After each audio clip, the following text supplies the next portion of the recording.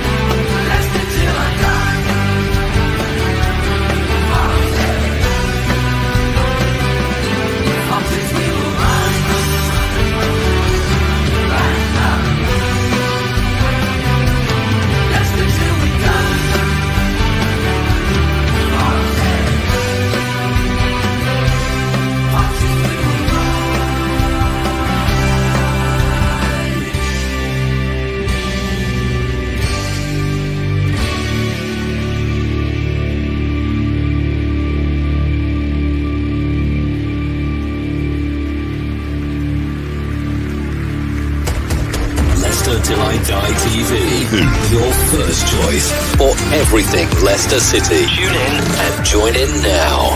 And now, here's your host. Right, Chris. All right. So it's on Amazon if anybody wants to watch it. If you've got Prime like I have, then your quid's in. And I've just been watching Amazon while I've been loading this, and they've had both managers on. Now I've taken a bit of a piss out of Ted Lasso being the Leeds manager, but they've just had them both on, and unfortunately he talks a hell of a lot more sense than Brendan does. I mean, I just win tonight and he's still got to go.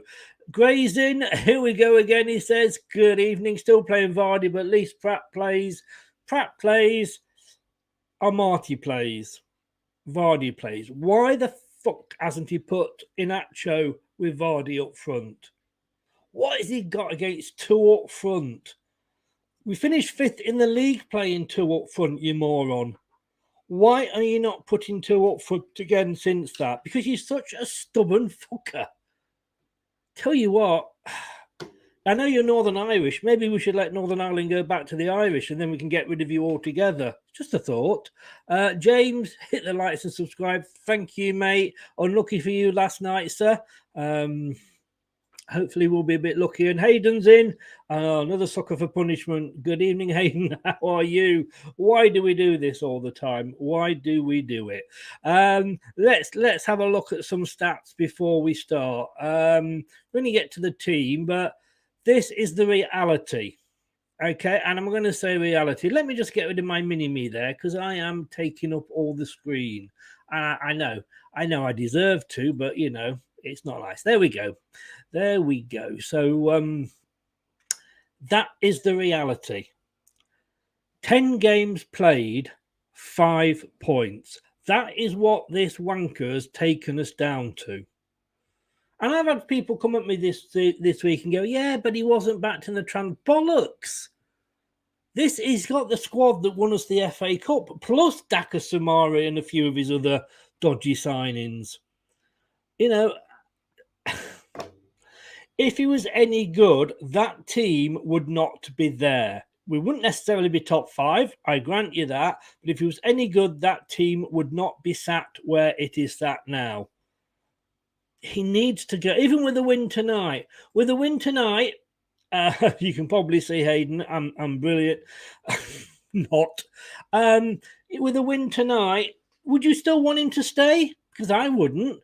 Because we beat Forest, wouldn't beat Forest. We annihilated Forest 4-0, and I've said that just because True Red's in.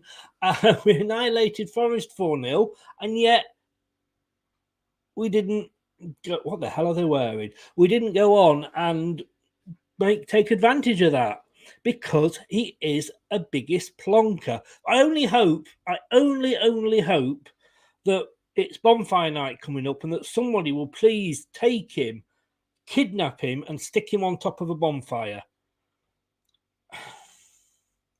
Because if Leeds play like they did against Arsenal, we are going to get annihilated. We really are. And that worries me as well. We have for years and years taken the piss out of Derby County. 11 points. The lowest ever. Well, Brendan, you've already got us one record. The worst ever Premier League start by any team in the 30 years that the Premier League's been going. So well done. You could be taking us for another one there. Like I say, Liz Truss has got the balls to resign. Brendan, you need to grow a pair. And Top, I've got to be honest with you, I wasn't allowed to say this on the BBC the other week, but Top, will you grow a pair of balls as well? Sack him.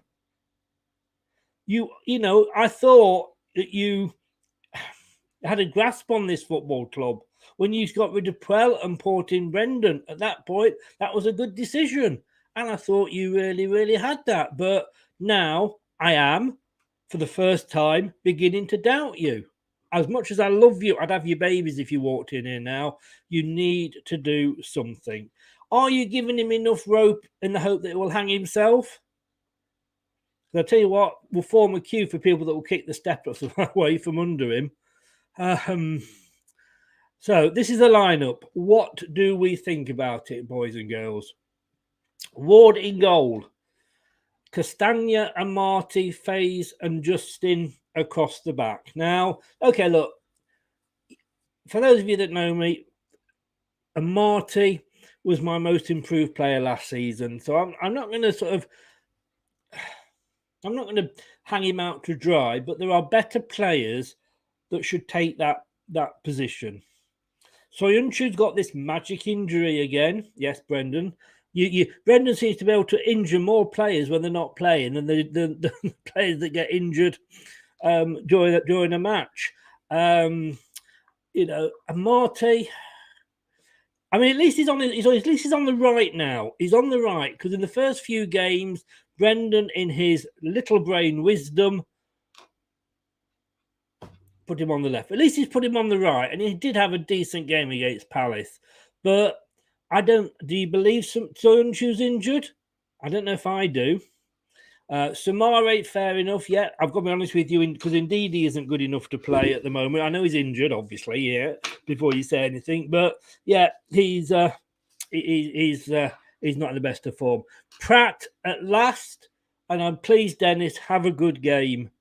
Because if you do not have a good game, do you know what's going to happen? He's gonna take you off. Tielemans, Dewsbury Hall, and Barnes. Again, I like Barnes. I like Harvey Barnes, but he is not playing well at the moment. Why didn't we go 3 across that midfield with Iheanacho creating the link between the midfield 3 and, in this case, Vardy? I have nothing against Vardy, but you've got to score, mate. You've got to score. Because if you don't score tonight, mate, then I'm sorry, you should be dropped and you should not even be first choice anymore. I know you've got close, but Danny Ward got close to saving some of the goals. So I'm not happy with the team. I'm really not. Substitutes, Iheanacho, Perez, Daka, Vestergaard, Mendy, Everson, Thomas, Baybrook and Wormleyton. I don't know what, Brendan, please have the balls. Maybe come on one of these channels. I know you won't because you haven't got the balls to do it. But, explain why we have, why have we got Baybrook and Wormlington in there? Is it because we've got no fit players? Yes, of course it is. And why have we got no fit players? Because you're fucking them up in the training pitch. We've got £1 million training centre, and all that does is get players injured. I mean, are we on a commission basis here that, we've paid £1 million for it, we've got to make sure some players get injured now, so we use it? I just have enough. I've just had enough. And that's the form going into the match tonight. God help us. God help us. Let me have a look at...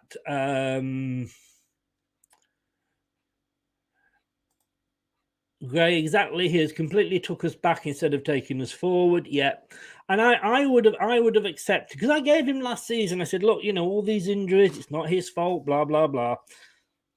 And I would have accepted standing still, treading water this season. We're not even doing that. Evening, can't wait for this to end. Don't want to see us bottom again. Don't have Amazon Prime on my own TV, so I'd rather watch you. It's more enjoyable. You just like it. In fairness, Luke, I'm going to go with you, because you just like to see a grown man in pain, don't you? And I've got to be honest with you, mate. Yeah, we're going to probably will be tonight. So fair play to you. Fair play. You hear about the shite Gary Lineker come out with about us? He's always coming out with shite. I don't like Gary Lineker. He was a bully. He bullied me at school. And then he comes out and says, people thought I was black. Fuck off, did they, Gary? Go crawl back under your shell.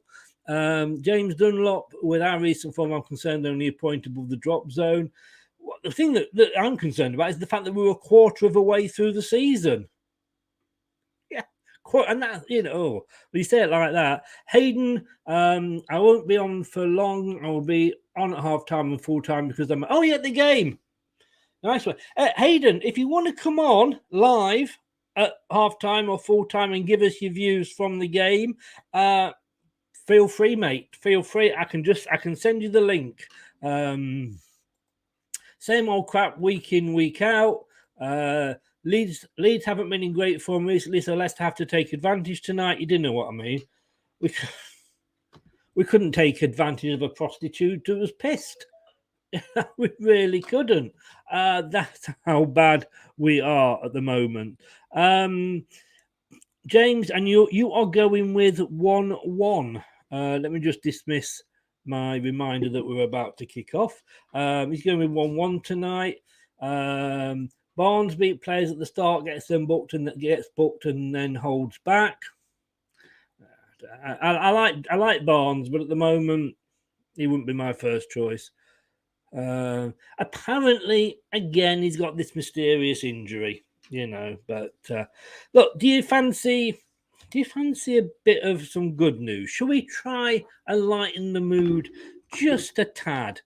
Whether this will or not, of course, I do not know. I don't know, but hopefully it might do. Let's have a look. What we're going to do right now is go back, way back in time.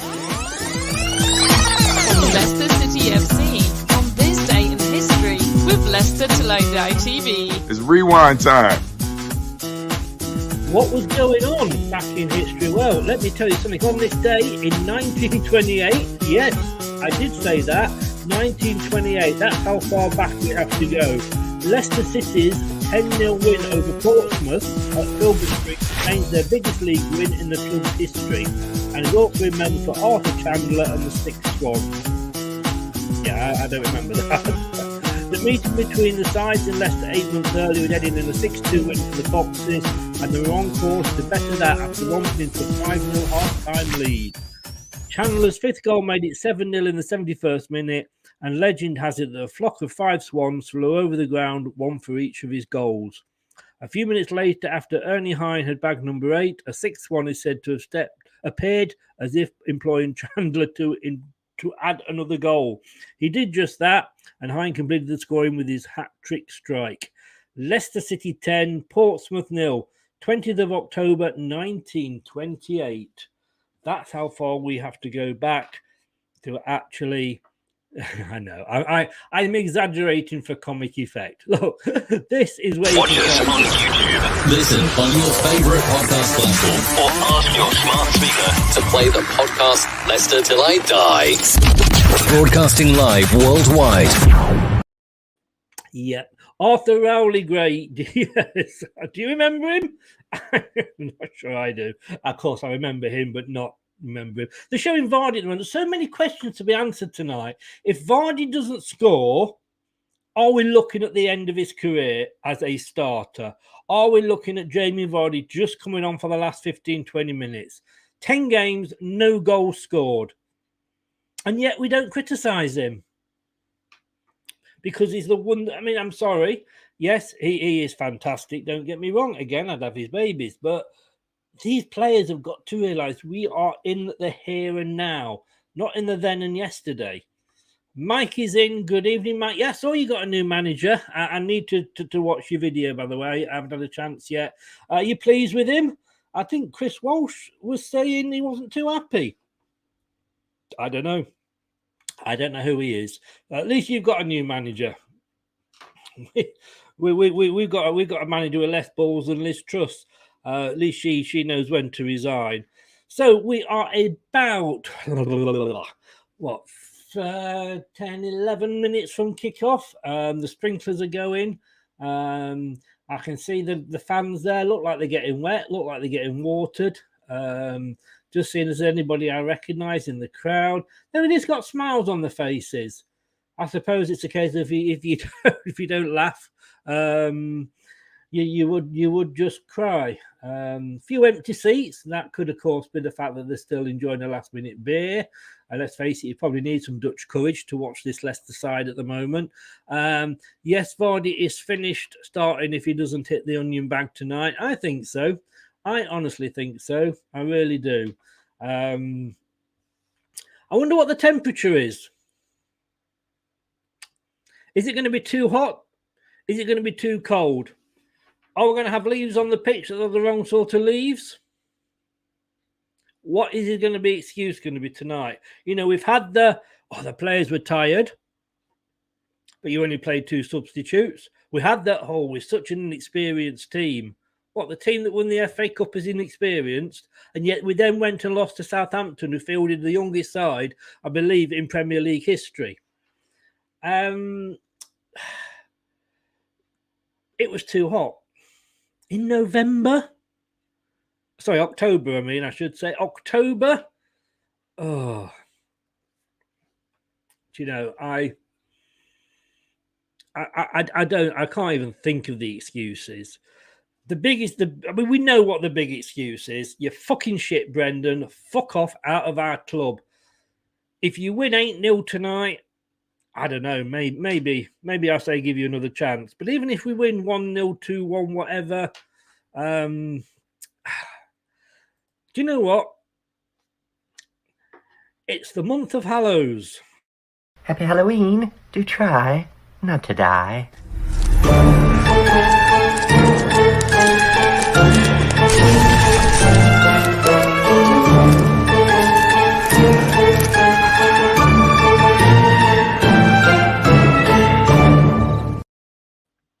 Oh, yes. Are we going to see a horror match tonight from Leicester? I have a feeling, I just have a feeling that we are. We keep being told, oh, Brendan is this absolutely fantastic coach. He's the best coach. He's not a manager, but he's a really, really, really good coach. Seriously?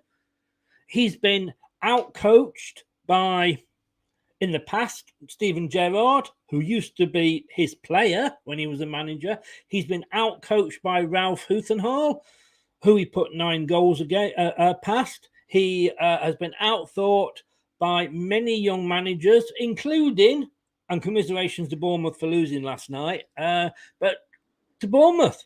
And their manager hasn't even been a manager, for God's sake. And yet, he out-thought this great, supposedly coach that is Brendan Rodgers.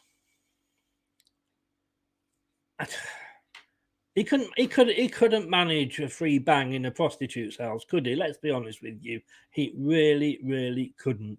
Catch up with a few more.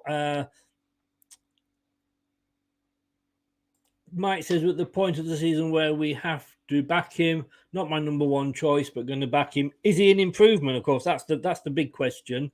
Hayden, if Vardy doesn't score, he should not start. Just bring him. Yes, I agree. He needs to start scoring. His mind has been on other things. I mean, how many millions has he got to pay for his wife's shenanigans? Emil Heskey's in the studio. Yes, he is. And it is currently 0-0 between Fulham and Aston Villa. Please, if you haven't already, a couple of things I would ask you to do. And one of them, our new radio station. We play a live 6 o'clock every Friday, so 6 o'clock tomorrow. And that's something for the weekend show. And then Sunday night at 9, it's a Sunday binge when we'll binge. You finish binging your homework and all your work, and you're getting ready to see the boss or the teacher on Monday morning. It is the new Leicester Till I Die LTID radio. Start with Chris. Add a dash of sport. Squeeze in some music. Then shake, don't stir. And you've got the ultimate blend. LTID radio. Of course you are, but then again, it was the ultimate blend. We've got a light show. That might be the most exciting thing that's going to happen tonight. Mixcloud.com/LTID radio. We chat, we laugh, but we play music as well. So it's all fun. It's football talk, and then we get silly towards the end of the show. Please, you do need to subscribe, but it is free. You just put your email in, and you're not going to get loads and loads and loads of emails or anything like that. It's not.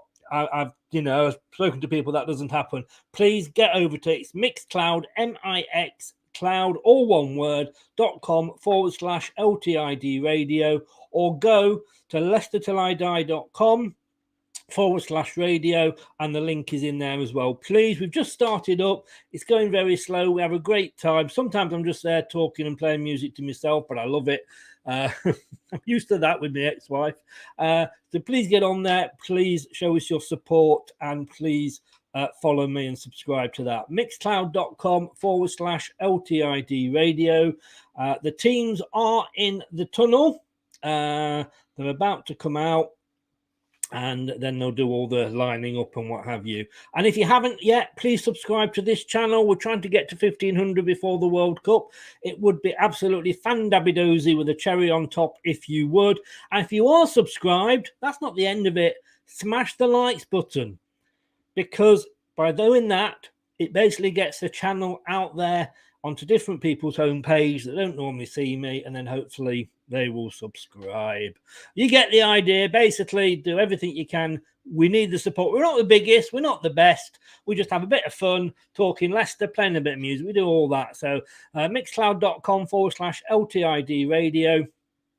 And there you just subscribe with your email, or give this a subscribe now. It is the Watchalong. It is Leicester taking on Leeds. And it is, unfortunately, a 6-point.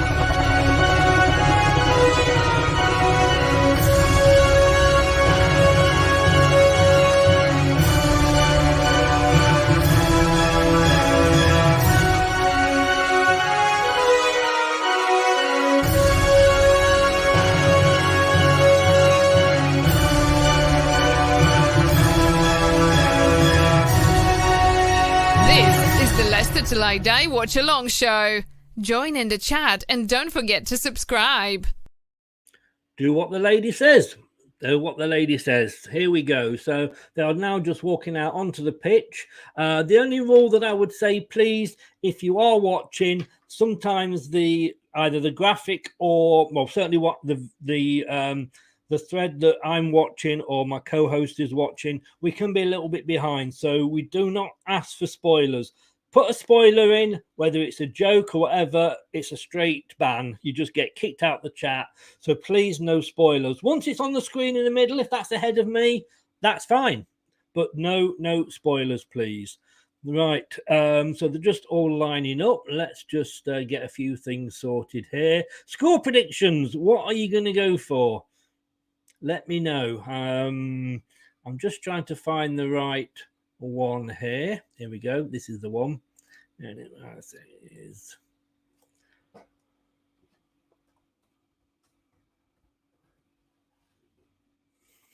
I did predict Leeds to come bottom, of course. They had a good start. It's kind of gone downhill. They're still having another love-in, as Brendan and Jesse.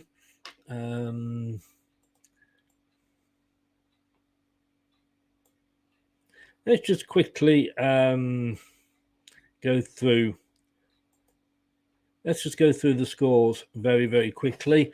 If I can get the... There we go. So Brad has gone 5-0 Leicester. Gotta love Brad's optimism. I've gone 2-1 Leicester. Craig's gone 2-1 Leicester. Steve Lynix has gone 1-1. Start the X-Foxes. Ian Marshall's gone 1-1. Jerry Taggart's gone 2-0. Steve Walsh has gone 2-1. Ian Wilson has gone 3-1. That said, all our predictions so far this season have been miles off. I think the person that is leading the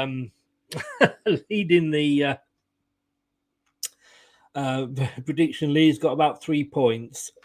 So right, we've got a few comments to catch up on just while we're in here. Let me just have a look. Here we go. Improvement. Kept Mansfield and Bristol Rovers up, so knows how to keep a team up. That's let's be honest with you, that's all any of us can hope at the moment. Brookline's in. Welcome back, Brookline. How the devil and all that. Welcome along. Pratt to be played out of position. Typical Brendan. I'm surprised he's not got Smithers up front, partnering Vardy. But then again, let's be honest, he never plays two up front, so I guess that wouldn't happen. Let me just see. I'm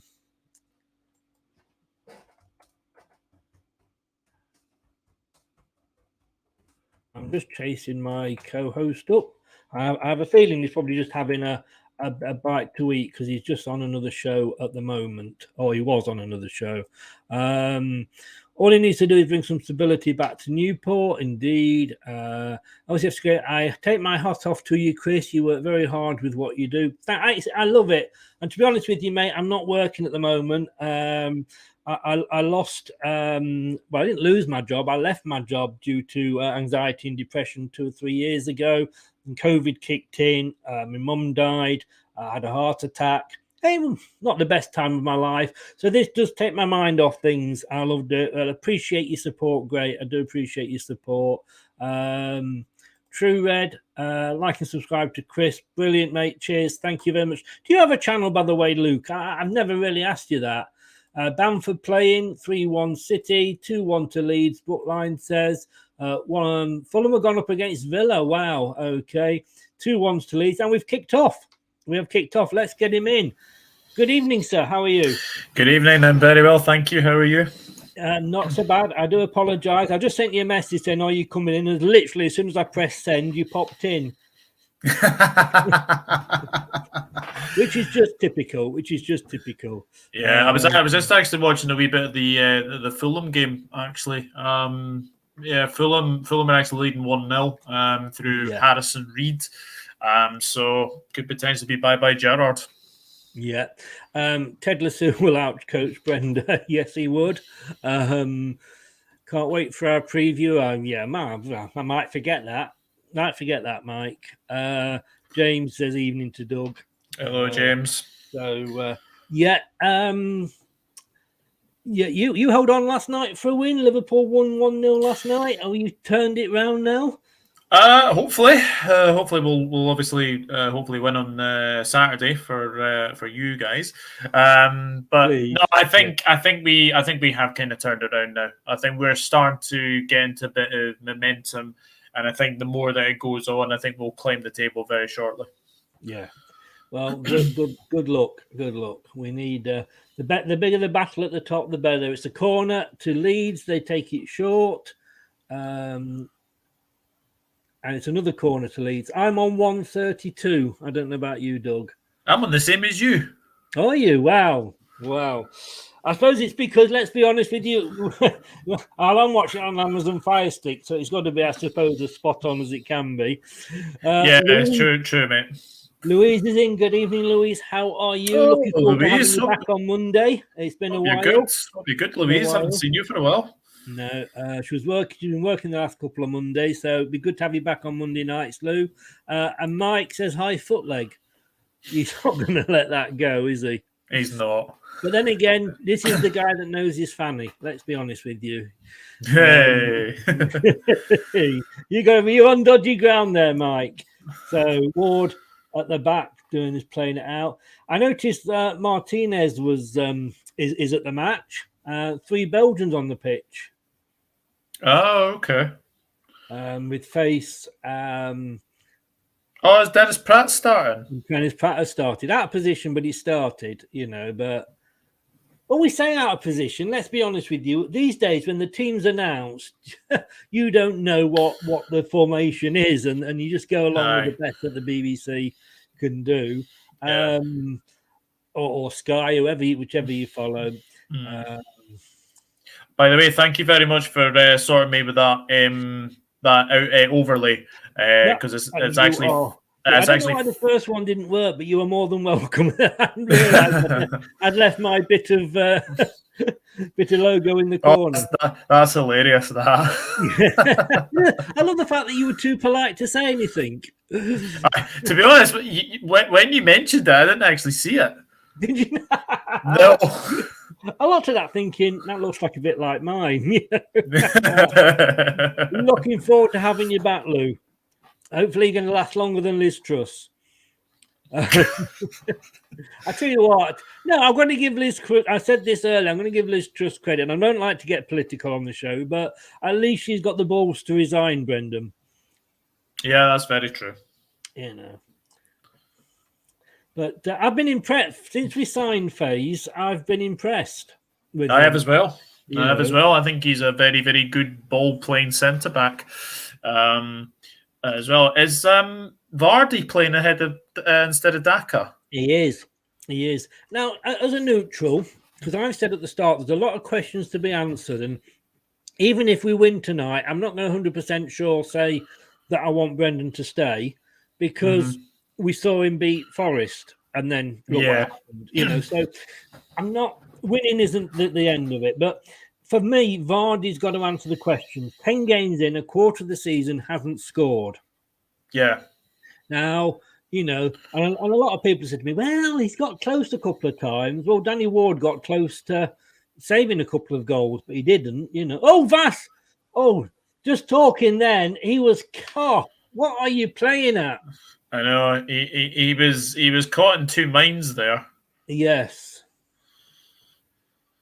Yeah, he didn't know what to do, did he? And then he had to wrestle the guy down to the ground. So just as we were praising him. What's your prediction for this one? I've gone 2-1. 2-1. I went 1-1. Yeah. To be honest with you, I wouldn't be surprised, but that's just not going to be good enough. No. We can't, as bad as, and Palace were bad the other day, but no, we can't keep getting these draws. We've got to, if we can't beat a side that played as badly as Palace, that's what, winds me up. Oh, an awful free kick from Leeds there. Oh, that was terrible. See what I am looking forward to? I am looking forward to our watch-along on Saturday. Yes. My good man up to my left there will be joining me for the Nottingham Forest Liverpool watch-along. Hopefully going to be seeing a lot of goals. Hopefully. It was only fair that I'd asked you anyway, because you've had me on for most of these this season, so it was only fair that I would ask you to return the favour, I think is what they say. It is. Vardy's on the ball. Unfortunately, my Josh, who normally does these, he's got a few mental problems as well at the moment, so he's having time off. So it's always great to have you on. It's nice to have always a pleasure. A neutral's point of view. Yeah, it's always a pleasure, Chris. Always a pleasure. Louise has gone 3-1 City. which was what Craig went for as well. So we will see. We will What see. did Carl go for? 2 on Leeds, I'm guessing. Yes. Yeah. I only just realised the other week, of course, he lives around the corner from you. He does, yeah. I thought, why is a Leeds fan being your best man? That's a hell of a long journey. And then it all fell into place. Yeah. But I couldn't have him on tonight because he was too excitable when they beat Burnley the other day, so I couldn't be having him doing that. Yeah. Right. Castagna, not the best of balls. I don't know if you heard or not, but Wolves are keeping Steve Davis until 2023. They're sticking with their interim manager until 2023. Really? Wow. Yeah. So it's obvious that, one, they can't get a manager, and two, they've not been able to prize anyone away. No. I mean, what did you think about all the talk about Nuno going back? To be honest with you, I never understood in the first place. I never understood in the first place why they let him go in the first place. I know the things went a bit sour at the end, but it still baffled me. Why they let him go. Yeah, but then look at Nigel Pearson. You know, we got him. He rescued us from League One. It was really funny because, of course, he was manager of Southampton, who just avoided relegation at our expense. They sacked him. We got him. He brought us back up, did reasonably well for us, left when the new owners came in, and then came back. And, you know, the rest is history, as they say. Yeah. But 3-2 Leicester, said Cyber. Good evening, Cyber. I can't trust you no more. You think Bournemouth going to beat us? They've got a good record at the London. They've got a good record at West Ham, actually. Bournemouth. Really? Wow. In fact, let's be honest with you, they lost 1-0 to Southampton. That's the first time they've lost under the new guy. Yep. You know. Yeah. That's...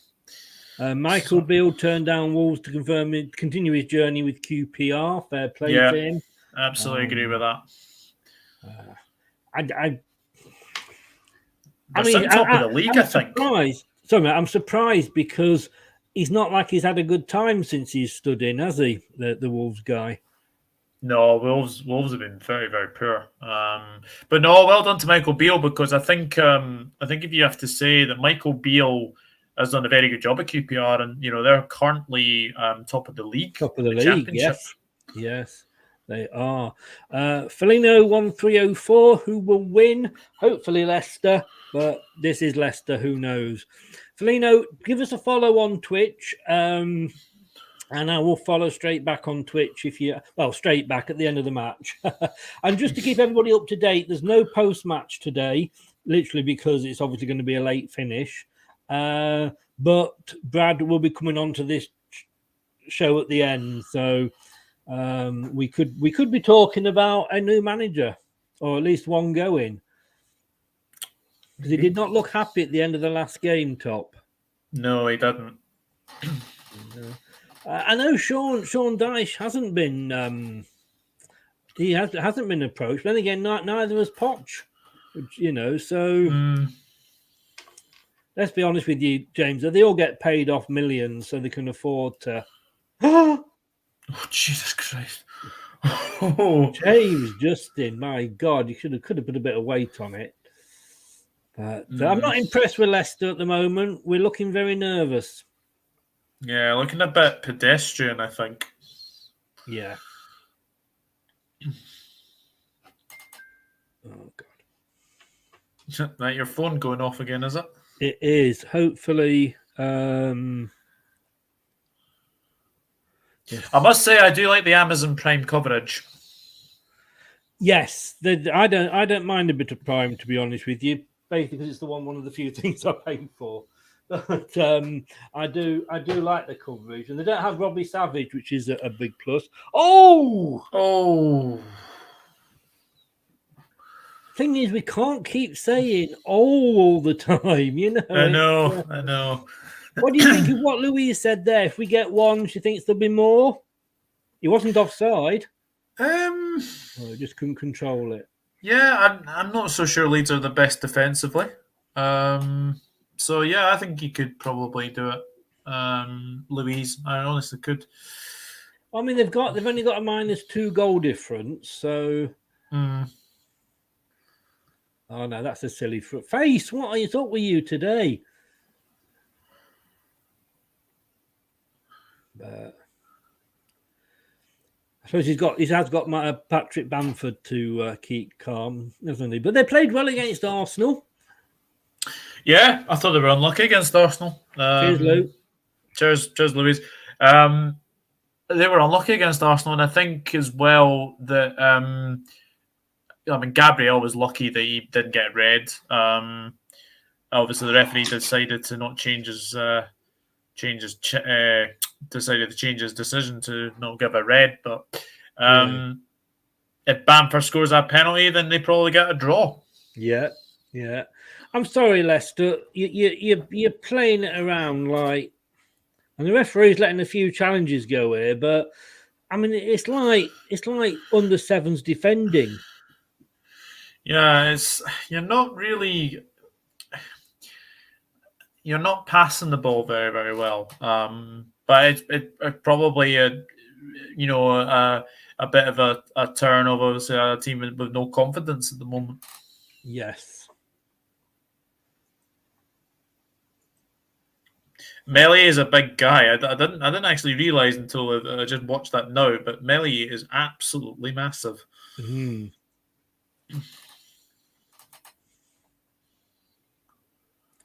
Oh, good move from Leeds. Who's picking up number 23? Nobody was. Castagna, he was behind you. Yeah. I feel like a bloody what do they call it? Pantomime. He's behind you. He's behind you. Oh dear. How's your day been anyway?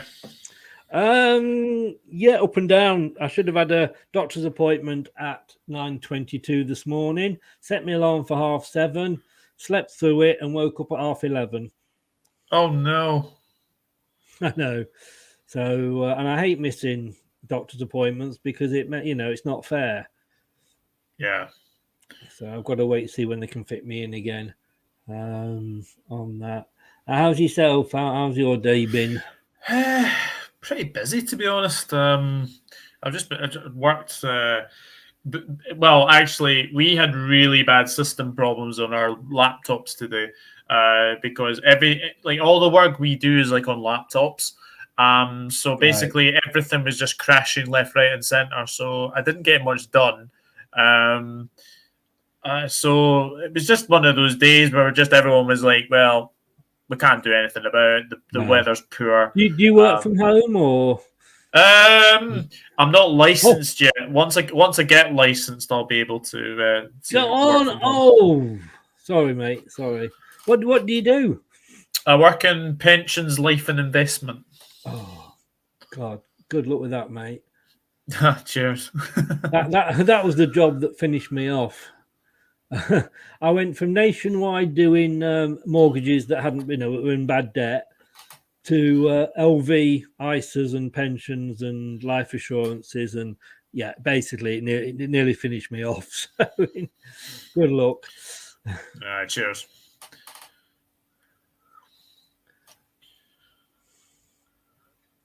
$50. Leeds are looking like they're settled quicker. I would agree. Yeah, they're passing the ball really well. Although I do think that Leicester are quite dangerous when they. Oh, here we go. Oh, come on! Oh, he still got it. Pratt, go on! Go on! Oh, no goal! No, he's given a free kick. He's given offside. No, it's a goal. It's a goal, I think. Is it? I saw him pointing.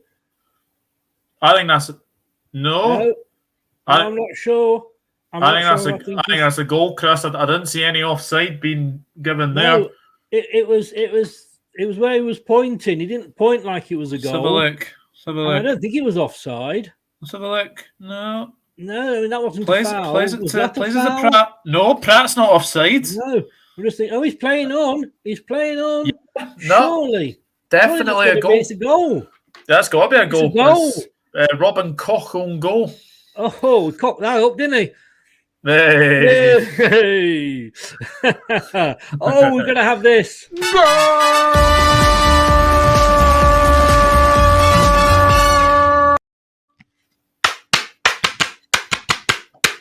Yes. That's me celebrated out probably for the night. We'll see if Lou's right now. As soon as she nips off to get dinner. Sometimes you need a bit of luck sometimes. Yeah, it was actually a good ball from Pratt in the first place, and yes. I think if Robin Koch doesn't get that, then I think Barnes probably gets it and probably slots it away. Yes. Yeah. Yeah, I didn't want to sort of, celebrate too soon. Yeah. Because premature celebration, it's not very good. Yeah, that's very true. Yeah. Especially with VAR these days. Yeah. A couple of months ago, of course, I had an appointment at my premature ejaculation group. I turned up on Wednesday. I was early. It was Thursday. Oh dear. Oh, we're gonna have that. We've got to have that show, Aye. And if you're doing nothing tomorrow at 6 o'clock, join us for the something for the weekend, sir. Myself and Dan doing the radio show, mixcloud.com/LTID radio. Give us a subscribe. I will certainly listen in. I think I've got I've got Door on tour tomorrow at 6:45 for a preview. Good luck with that. He's a modest chap, isn't he?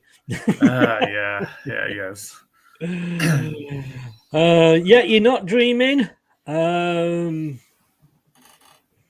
not dreaming, Gray. Pinch yourself. You got to be careful it doesn't turn into self-abuse, though.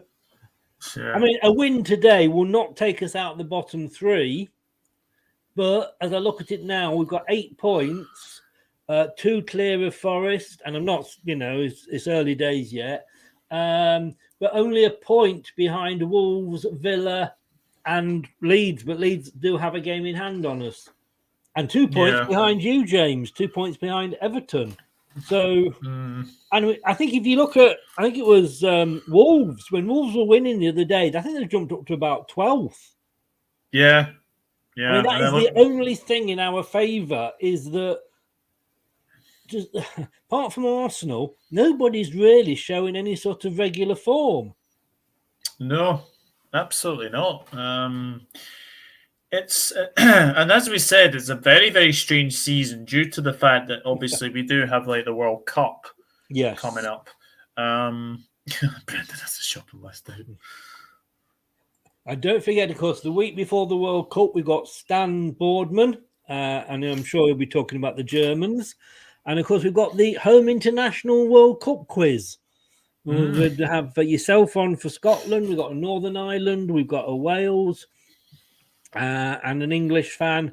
I must admit, I am struggling for questions for Scotland, Wales, and Northern Ireland at the World Cup, but I'm sure we'll come up with something. Oh, I'm sure you will. I'm sure you will. Yeah. Oh, dear. Jesse Marsh doesn't look too happy.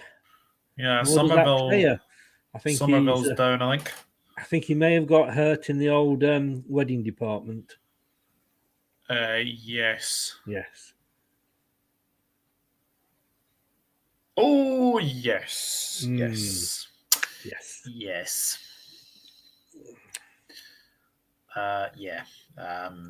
I'm sure that was. Oh, yes. Yeah, that's got to hurt. It has. I think you got to say that to the. Oh no!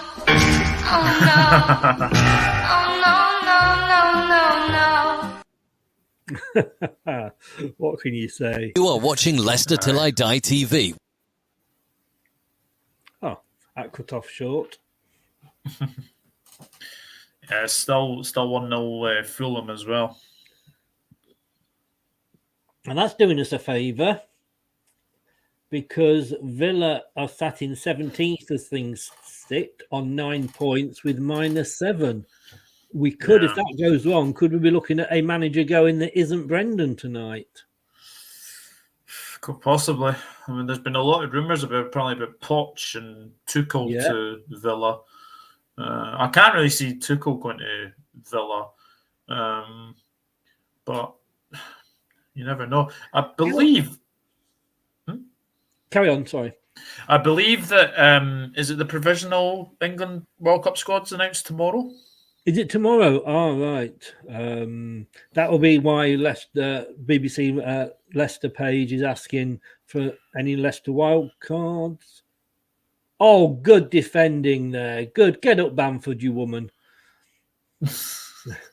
that was. I mean, that was a shoulder barge. That was, Yeah. I mean, you've got to have a bit of. It's a contact sport, for God's sake. I mean, Christ! All this nonsense about non-contact sport. Yes, there's no harm in that at all. No. If he wasn't a powder puff girl, he'd have stood up to that. I love watching the big match revisited on ITV4. They just kick lumps out of each other. Kick lumps out of each other, don't they? Yeah. And they're playing. It's like, I don't know whether it's football or mud wrestling, because those pitches, awful state. Yeah. And if anybody is old like me and you do want a bit of a laugh and joke, on the radio, if you go on to, say, mixcloud.com/LTID radio, last night's show, we were looking back, it was one of the football years shows, and we were looking back at 1974-75, the year that Chelsea got relegated and Manchester United were in the second tier.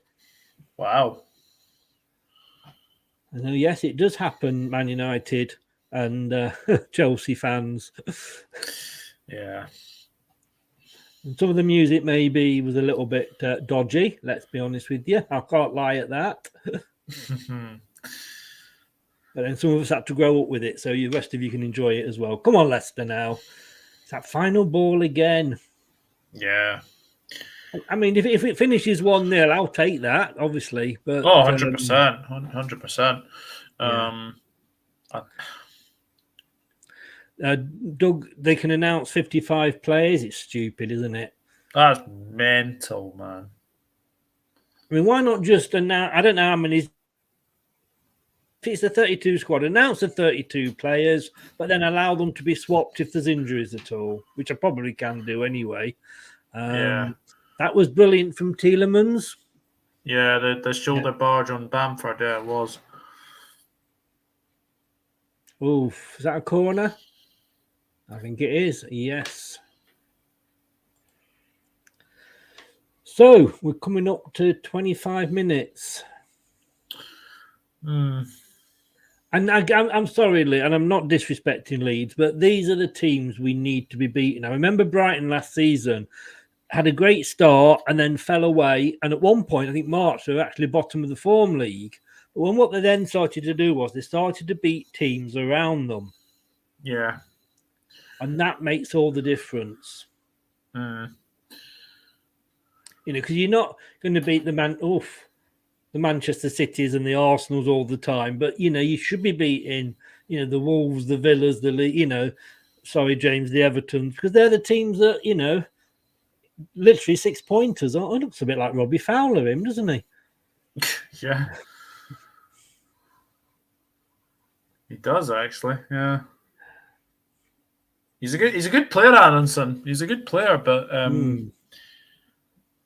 think he's one of the Americans. I think I don't know if he'll get into the US World Cup squad. I don't know if you saw in Sky, but apparently there's talk that Iran might be getting chucked out of the World Cup. But with a month to go, I cannot see it. Why? I've not read that. I don't know. Apparently, Sky have said there's been a formal request going to FIFA and Gianni Infantino to basically ban Iran from the World Cup. But with a month to go, I just can't see it. Is this because of the hibab? Is it? I don't know what they call it for that lady that was the wall climber. I have no idea. They are very much. I'm going to say anti-women, and yeah, I think they are anti-women. You know, the maybe that. But then again, that's the thing, you know. But let's face it, stranger things have happened.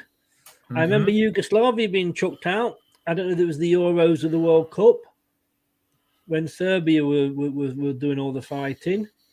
Yeah. Oh, nice 1-2 there. Oh, I can't believe it's a month away today. Oh, no. That's mental. Absolutely mental. It means that we've got like 4 games left until the World Cup. Yeah. It's frightening, isn't it? It's scary. We will have to do something during the World Cup. Definitely. Yeah. Just to say that I am actually away for the quarterfinals. I am actually going to London to see my daughter, and I have got tickets to go and see Abba Voyage. Oh, fantastic! I know, bloody hell! I tell you what, even makes Arsenal Emirates tickets look cheap. Bloody hell, you know, it is. But I love ABBA. I loved ABBA in the 70s, 80s, and I always regret never seeing them live because obviously they only, never toured really, did they? So yeah. I am really, really, and my daughter likes them as well. So I'm really, really, really looking forward to that. Yeah, I can imagine. To be fair, I was sort of like whenever the family went on holiday, we would usually play like CDs on the way, and one of the first CDs we ever played when we were going on holiday was ABBA Gold. Classic. And I've liked them ever since as well. Yes, yeah. Apparently, Qatar and Iran have fallen out. Oh, so. I wonder why that is. Oh, that was a nice pass. All right, come on, James. Get a cross in. Go, Castagna. Oh, Llorente's not happy about something, but what a cross, in fairness, from James Justin. Castagna comes running in. Almost another own goal. Yeah. Yes. Couldn't find a Leicester player, but what a good header back down. That's why you got to get those balls into the box, because you don't know where they are going to, they could go anywhere. Yeah, 100%. 100%. Pratt on the quiz. It's good to see we've got the 3 Belgians. I wonder if it's anything to do with Martinez being in the crowd. I don't know. Come on. Tielemans. Oof. And they're on a break, but there's only one person up. Nobody's up with him at the moment. Mike said he's doing a stream for every game, and if I can't do a game, I'll be looking for extra hosts. Ooh! Jesus. Wow. Oh, off the crossbar. Oh. Are you behind me now, then? Yeah, I'm a little bit behind you now. Oh. We're not playing the game at a different speed. That was... Is the luck with us tonight? An own goal and the crossbar saves us? Maybe. Yeah, maybe. I'm going to cover all the England games. I don't know about... I'll probably cover Wales and what have you, but I think it depends how often games are being played, and it got a bit much for the women's Euros, to be honest with you. I mean, the only games I can really do are probably in the evening anyway. Yeah, of course, yeah. So I don't know. I'll probably do the first game, probably. Qatar, Ecuador. Yes. I mean, I finish at 4 on the Monday for Senegal, Netherlands. Because they are weird time games because of the where it is. Yeah. James is back. Bloody internet went off and I had to take a phone call. To be honest with you, James, Didn't know you'd gone. Sorry, mate. I do apologise. Come on, striker Lafferty. Didn't he used to play for Burnley? He's been banned for 10 matches. Carl Lafferty. He plays with Kilmarnock now. Yeah, it does. Yeah. 10 matches. Wow. I don't know what he has been up to.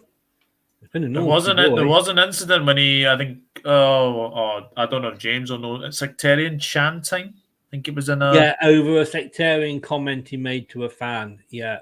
Oh, crikey. He was in a nightclub at the time. Well, I'm sorry, but you have to watch now. You do. You have to watch what happens. About Ronaldo, will not be in Manchester United squad for Chelsea. Good. He left early. He's a team player, isn't he? Yeah. I don't know. Honestly, I think United should just bite the bullet and let him go in January. Yeah. He's just going to bring the rest of the squad down. And I mean, they had a fantastic win the other night against Spurs. Oh, they were fantastic. I mean, come on. could have been like. Oh, come on! Oh, keep it in. No, it's gone out. It could have been. It could have easily been like 2, 3, 4, 5. Like it could have been, but for Lloris, it could have been anything. Yeah. I just. It's like with Fofana. We were at the end. We were just best to let him go because he was toxic. And if he's not careful, that's what Ronaldo's going to end up. Mike said he was laughing at Chris Welsh. He was going mad at the internet and swearing at it. Was that over Ronaldo, was it? But hey. But it's still 1-0 in both games. Both home teams are 1-0 up at the moment. Is it not? Oh, good save, Ward. Good save. He was offside, surely. Yeah, he was. Yes, he was. It was given offside. But he wasn't to know that. No. Yeah, brilliant save. That's the other thing as well. Ward, a couple of clean sheets, Forest and Palace. And that's going to help him. Oh, yeah, definitely. Definitely going to help him.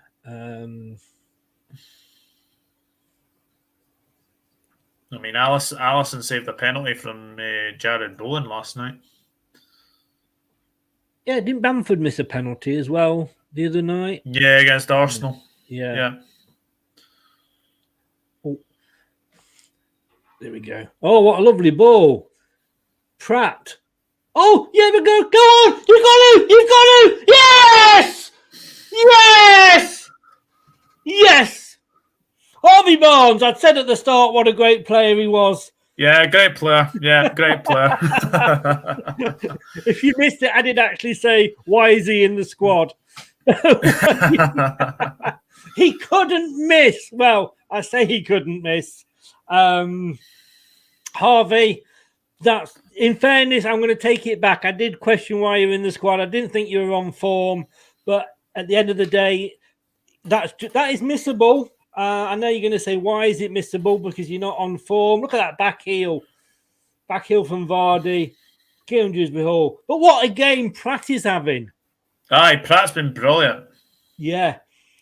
But that, I mean, yes. I mean, a couple of games ago, with that, what a back heel. Just saying that back heel from Vardy. Dewsbury Hall kept his head up. He saw Barnes. Barnes had the whole... I see again... Luck, do you remember what we said about Luck earlier? Yeah. Under his legs. I think that's a good finish. That's a good finish from Harvey Barnes. I think you're definitely. Here we go.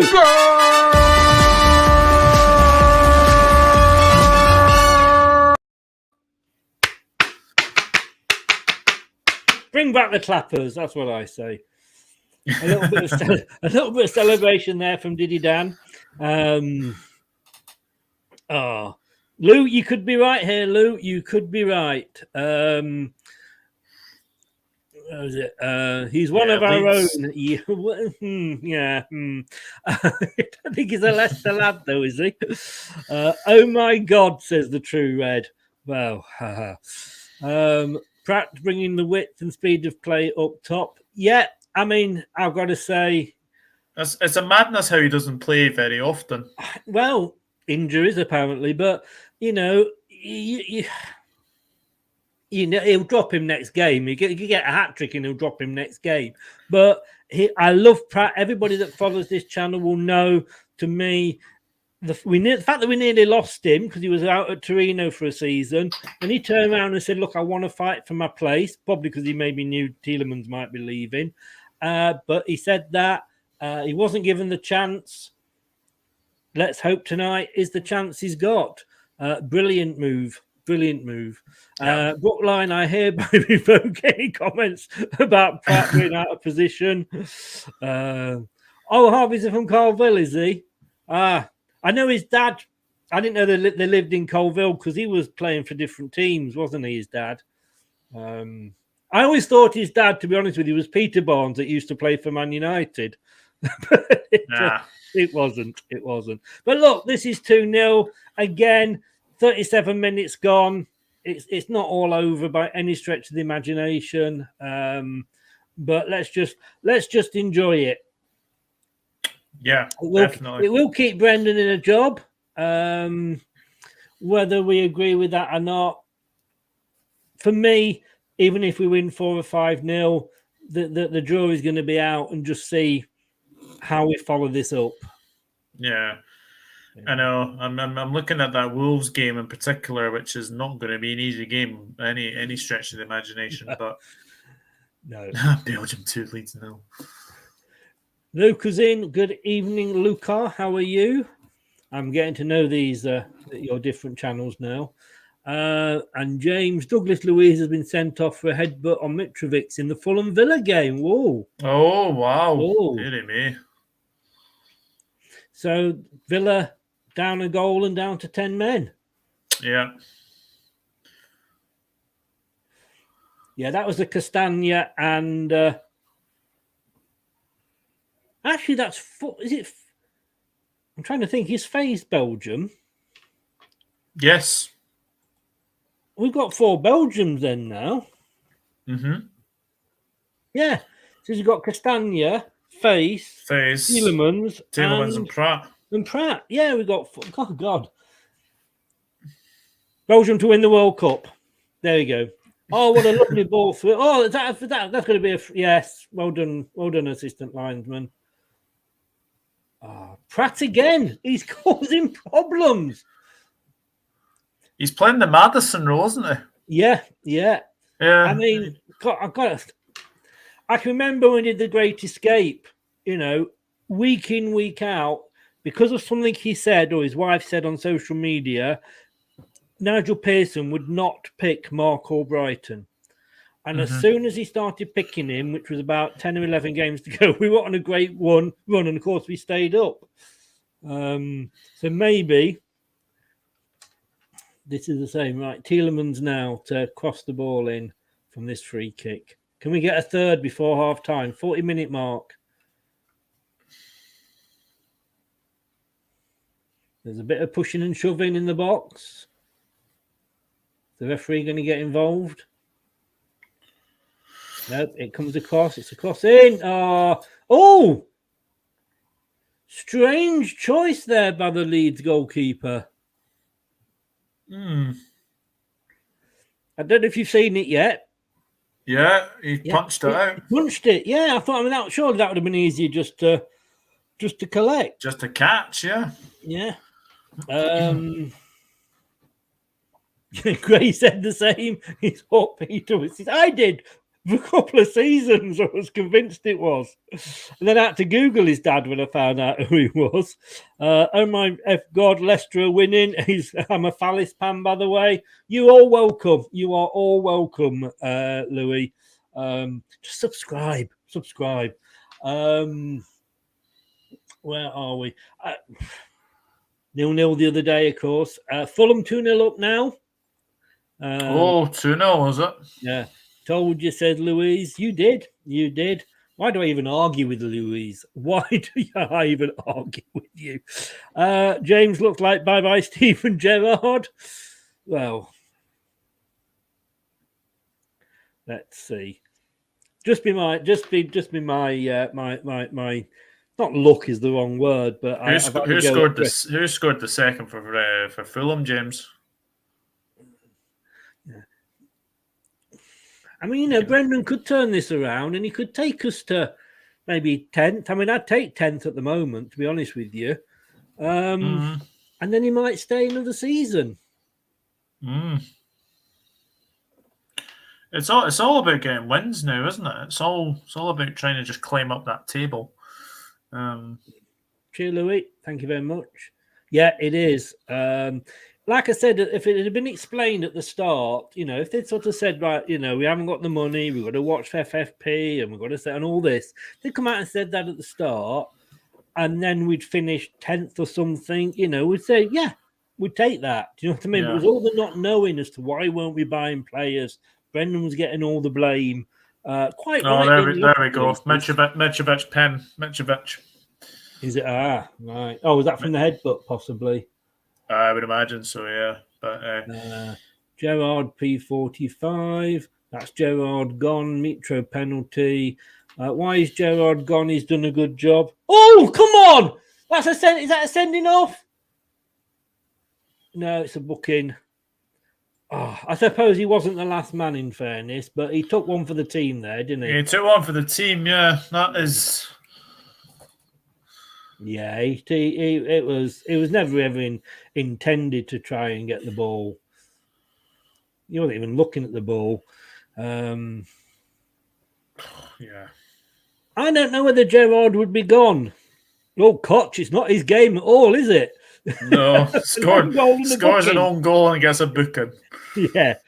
Oh, now he's got to be careful. Obviously, being a defender, he's got to be careful now, hasn't he? Yeah, definitely. Tielemans with another free kick because we haven't got Maddison to take those now. Oh, that's a bit different. Barnes.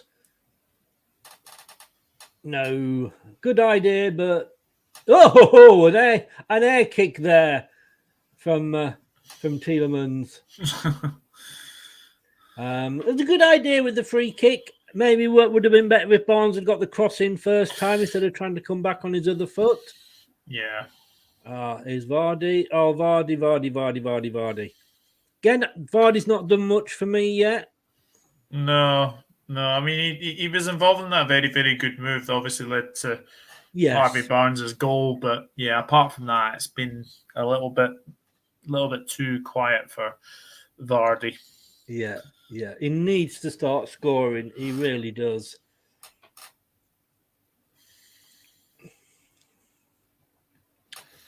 So let's have a look at the table.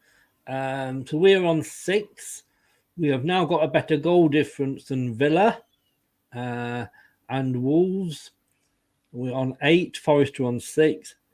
Well, if we beat Wolves, then we're up into the dizzy heights of 12th, 13th, depending if results go our way or not. Yeah, I mean, I think I said 2-1 Fulham for the game at Craven Cottage anyway. So just need you haven't done very well in the prediction league on my show when you stood in for Steve. You only got 2 points so far. Yeah. But obviously that's the games for this week coming. Yeah. Oh, sorry. Yeah, I see what you mean. Yeah. Well, referee's letting a fair bit go. Yeah, who is the ref actually? Yeah. Oh, whoa! What a ball! Oh, that's unlucky. He had to hit that hard to get it through, but unfortunately, it was just a little bit too hard. Yeah. Pressure will be on Jesse Marsh with the recent form Leeds are in. I just think there's so many managers are going to be under pressure, especially with the World Cup coming up. Because it's going to give chairmen who are going to sat there twiddling their thumbs thinking, who's available? We are moving the ball quickly, great, and we are playing well now. Since we got the first goal, we've settled down. but we played well against Forest, and then look what happened. Winning the odd game here and there just isn't going to be good enough. Jordan's in. Good evening, Jordan. How the devil are you, sir? Hope you are well. Yeah, Jordan. Pete is in. Good to see your small village club might go down. Yeah, Man United, Pete. Man United. I saw a great meme on TikTok earlier, and it was on about police have called Spurs are called the policing because they've lost the trophy cabinet, and it's half time. Yeah, it's half time. The with his Elkin Barnes, he looks so happy. Yeah. Leicester, such a small club, needs to go down to League One size clubs, more of your level. Really, Pete? Really? When was the last time you won anything? I can't remember. I tell you what, Pete, seeing as you've popped in from Spurs, because I do, and let's be honest with you, Spurs do like coming second in a 3-horse race, don't they? But let's just have a look. I will find out exactly when Tottenham last won a trophy. How long since Tottenham last won a trophy? Here we go. It is 14 years, 234 days, 3 hours, 33 minutes, 11 seconds. The last time they won anything was 2008 when they beat the league, when they won the League Cup final. When did you last win the Premier League, Pete? Oh, God, stupid. You can't have one of those, can you? Because you're so shit. That's all I'm saying, Pete. If you're going to dish out the banter, then you're on a very sticky wicket. I hope Brendan, Louise, I hope Brendan gets credit for us playing well. Pete, justify your joke of a club. Now, come back to you what? Let's put you on a timeout. To be quite honest with you, you're getting on my tits. And I've just had enough of you, to be totally honest with you. I hope Brendan gets credit for us playing well. Do you think he deserves the credit? I think the pick of Pratt has been justified. I think he's been very, very good. But I just think the Leeds are very, very poor at the moment. And I think you've caught them on a very, very good day. I think so. Because I'm excited. 2-0 up at half time. Yeah, but I do know that last 30 minutes from, and he normally makes his subs around 60, it just goes all wrong. And we've had, like I say, the Forest game was a false dawn. I'm just worried about that happening again, to be honest with you. There you go. As Pete, as Luke said there, don't give it Pete if you can't take it. I can't. I tell you what, I just say I can't be arsed with him. Can't be arsed with him. I've got the stats for half time. So Leicester have had 52% possession to 48% for Leeds. You've had 2 shots, 1 on target, which is obviously the goal and obviously the own goal. Leeds have had 4 shots, 0 on target. 279 passes to Leicester, 258 for Leeds. Leicester have had an 84% pass accuracy to 78%. You've both made 10 tackles. You've both made 6 clearances each. You've had 1 corner, they've had 3. You've had 6 fouls, they've had 5. 0 red cards and 1 yellow card. No. I mean, I don't want to get too excited because it is Leicester. But, it is going well, and like I say, I think there was a stat out that said if we only counted the first half points, that we'd be something like 8th or something like that. So don't want to get carried away. I mean, James says there, putting Pratt in the side has had some effect positively, but again, we can't give him credit for that because he's only in really because Maddison's not in. But let's take what we've got. But Leeds have been poor. Leeds have been poor. Yeah, they have been. Okay, I mean, I always question this because it's like when we went to say, I can only keep going. I'm sorry, Luke. Don't mean to keep going back to the 4-0, but It's the only win we've had this season. That's the only thing I can compare it to. When you play like that, is it the fact that Leeds are poor, or are we not letting them play? That's a good point, because I think Leicester at the King Power would be expected to win their home games. Leeds are not the best away. I think if this had maybe been at Elland Roads, then I think it might be a different matter. But I do think Leicester have played well. I think they have got Leeds on a good day as well. I've just obviously, because we are obviously at half time, I've just got the other game on. It's still 2-0 to Fulham, and when you look at the stats, Fulham have absolutely battered Aston Villa. Yeah. We've got another Spurs wanker in. Oh, great. Let's just block him. Can't be arsed. The thing is about Spurs, they probably have actually got one of the most not obnoxious, but what's the one I'm looking for? They think they're better than they actually are. You know, yeah. They've got the fans. Well, Newcastle have got the fans, but they've not won anything. You know, it's I just can't be arsed with Spurs, to be honest with you. You watch me block list go up tonight now. But yeah, I mean, let's just take it for what it is. It is a win. We are 2-0 up, and it could have been better. It could have been different had the shot that they're just showing now, which hit the upright and the crossbar. I've just seen what our Spurs fan was saying. Jesus Christ! Heard a little Pete was here. What a lad! Didn't see you boys part of the Super League. Fuck off. Sorry, weren't invited. That's saying something. We may not have won a trophy, but they can spot a huge. Fuck off. Spurs aren't a huge side. And that's coming from a Liverpool fan, mate. James says Spurs are not even bigger than us and Aston Villa. Excuse my language, people. I do apologise. Yeah. Actually, again, if you go back to the radio show covering 74-75, Spurs spent most of that season in the relegation zone.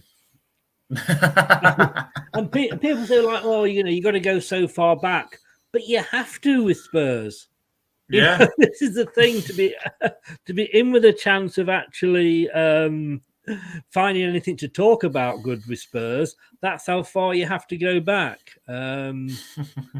What the fuck? I'm agreeing with Doug. What is going on? Brad's in the house. Good evening, Brad. How are you? We know being forced to play great. 2-0. Still nervous, though. Yeah. We could be winning 9-0. I'll still be nervous at the moment. Dear. Look, I'm going to go and water the plants. I'm sure Doug's wants to get a drink as well. So we're going to take a quick break and we will be back in a few minutes. Don't touch that dial, as they say. Start with Chris. Add a dash of sport. Squeeze in some music. Then shake, don't stir. And you've got the ultimate blend. LTID Radio. Hello, Matt Elliott here. Hi, Alan Smith here. Hey guys, Ian Hume here. Hi everybody, Jerry Taggart here. Be sure to watch Chris and Leicester LTIDtv for all the latest Leicester City news and information. You can also subscribe on YouTube and various social media channels for the latest updates and news on Leicester City Football Club. Come on, you foxes!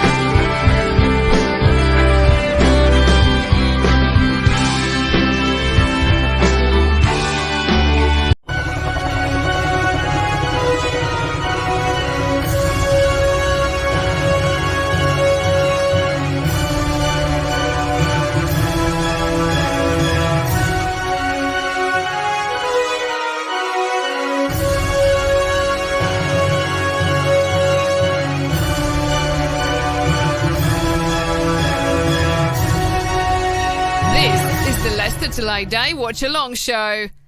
It's time for the Daily Spurs.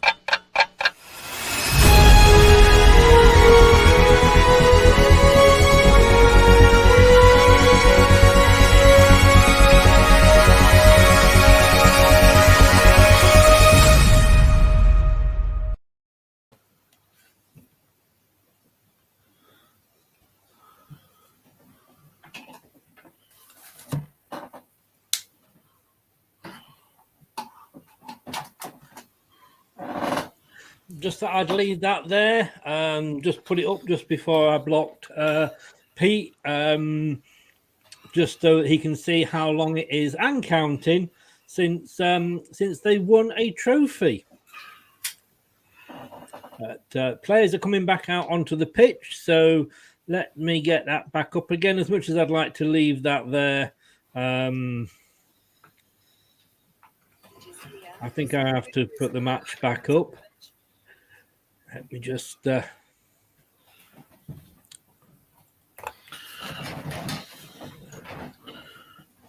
Fulham, apparently. Yeah, 3-0 to Fulham. And here we go. We've kicked off on the little graph in the middle. Oh, Christ. Liam Cooper's just come on for Leeds. That's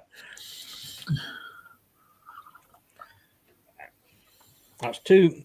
Leicester City 2, Leeds United 0.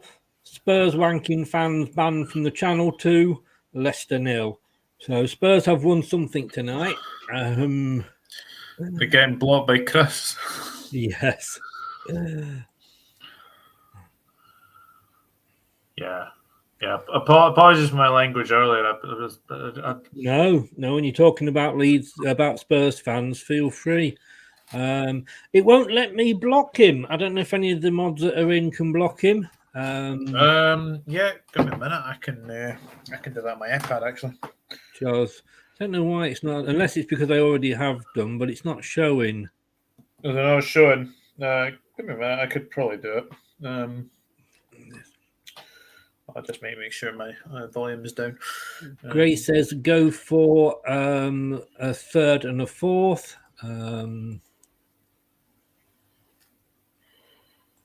Spurs fan. There's one. Oh, yes, he was blocked. He's just still showing me his message on here. Spurs are not even bigger than us and Aston Villa. Bloody hell, I'm agreeing. We've done that one. Louise, prick, we didn't want to be part of the Super League. That's being completely unfair to pricks, I think. Oh no, don't concede now! God's sake! Oh, Ward, thank God for that. Jesus wept. The only reason Spurs got an invite because they thought it was the basketball side. Hit the light yet? Cheers, mate. Oh my God, well done, Ward. Don't know what are the Spurs Leeds fans. I don't know what Sinistra's complaining about. No. Villa have a lot of work to do when Gerrard is gone. Yeah, they I do. don't know if he will go. I think if he not go down, I think they might just stick with him because this is his first season. I'm also very surprised, Leicester fan. Yes, aren't we all? As Graham Norton said during the Eurovision Song Contest, do not wipe your eyes. Do not refresh the channel. This is not a rehearsal. Leicester City are winning 2-0.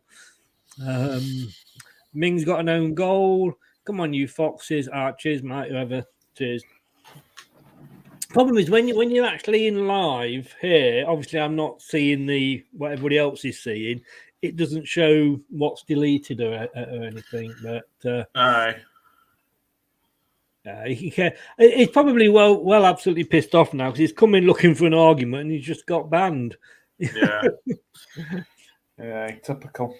I think you get to a point with banter. I mean, I've got to be honest with you, I love Forest being in the Premier League. I didn't predict them to go down. I'm not convinced still that they will do. But I love the banter that we have. Oh, come on, Leicester. This is better. Barnes couldn't keep hold of it. Thank God. Oh, it's a free kick. We are going in for these balls. Tielemans doesn't look very happy. No. See, that's the one thing I like about Tielemans. And when I've asked for him to be dropped, it's because he's not been playing well. And last season, he didn't have a good season, which is probably why he's still with us. But in fairness, he was being played out of position for a lot of the time. But you saw the passion in his face there. Yeah, definitely. And that's, you know...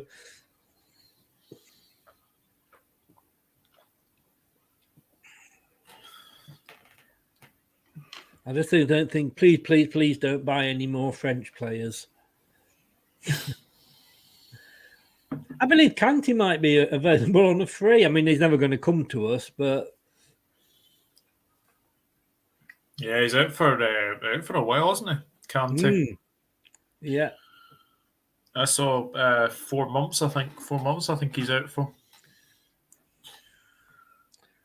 Oh, yeah, that's a freak. I like these officials tonight. Who is the ref? It's a very good question. I'm not sure if I have the answer to it or not. It looks like Peter Banks to me, but I could be wrong. Oh, full time. Villa have lost 3-0 to Fulham. Oh, that's a beating, that. It is. And fair play to Fulham and to Bournemouth. They've done, since they've come back up, this season they've not been awful. No, they haven't. I can't see who the referee was.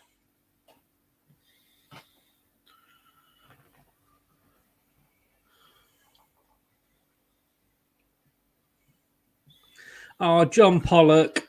Are you sure you spell your name with a P and not a B? This is coming from fans who actually, you've got a manager that's turning things around, but you hate him. You want him out. I mean, what is it with London fans? Maybe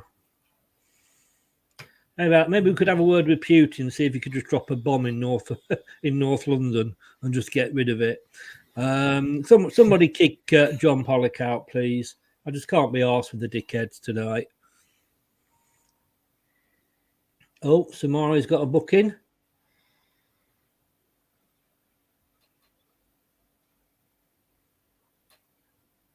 Oh, yeah. Whoa. He's absolutely clattered Sinistra there. It was a bit late, wasn't he, to say the least? Yeah, just a wee bit. Cheers, cheers, James and Mike.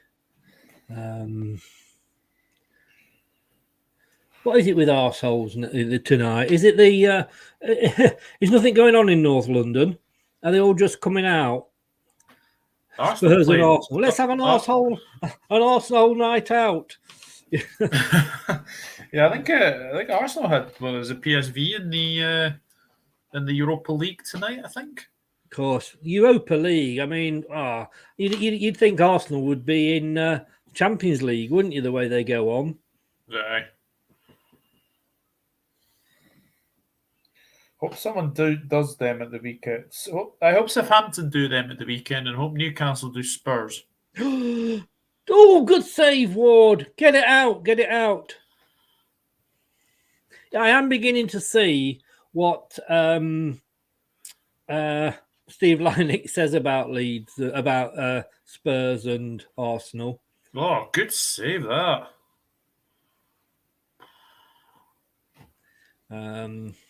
I have to be honest. Yeah, he did. He made himself. He made himself big. Made himself big. That's what you want from a keeper. You want him to make himself big. And I don't think he's been as bad as people have been making out. I know. I think. To be honest, I think. Yes, I know he's conceded a lot of goals, but most of them have not been his fault. No, exactly. And you can only be as good as the as the defence in front of you.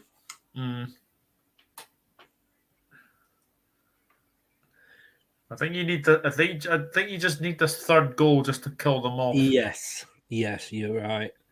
I mean, we're coming up to the 60th minute, guys. We know what that means. Brendan will make his substitutions and possibly will concede.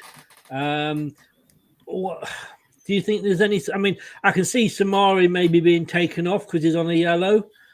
Yeah. Will we go with 2 up front, do you think? Or don't be silly. No, he might bring but I can't see Kelechi coming on for Samari though. But I think Daka's got to come on for Vardy because again Vardy's just Vardy's done nothing again. He's shot his bolt. And he has now got to become the second main striker after Daka. Daka starts the games when obviously they were not playing twice a week. And then Vardy comes on in the 70th minute. Yeah, definitely. Leeds coming away here, number 25. Oh, well done, Ward. There's a bit of a Pickford there. Grabs it and falls over with it. Yeah. Oh, it is Peter Banks, James said, the referee. Oh, it is Peter Banks. I thought it looked like Peter Banks, actually. There's a few new ones with all the retirements last season. I don't know if he is a new one or not. He's not one that you... Oh, in fairness, I always think if he's not one that I particularly know, then he's not particularly a bad referee. Yeah, because what's his face got demoted to the Championship? Craig Pawson. Has he? Yeah, he got demoted to the Championship at the last night. Oh, permanently or just for... Just for this week, I think. Just for this week, wow. I hate it when that happens. It looked like that ball was coming across the box. And Ward's getting a bit vocal now. That's what we want to see. But it is another corner to Leeds United. Yeah, Mike, that's what I said, mate. Oh, well done again. Well done, Danny Ward. John Pollock, more like Pollock. Yes, indeed. Yes, indeed. Oh, dear.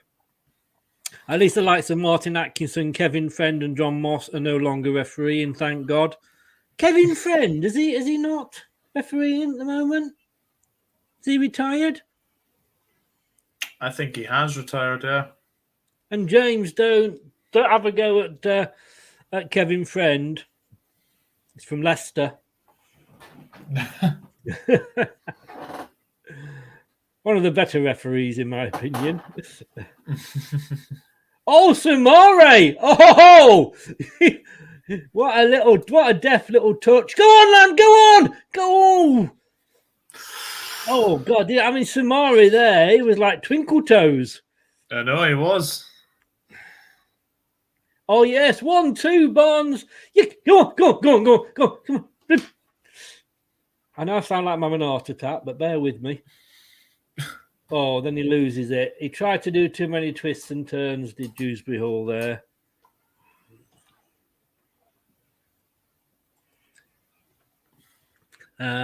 Still not happy when the top of the league. I know.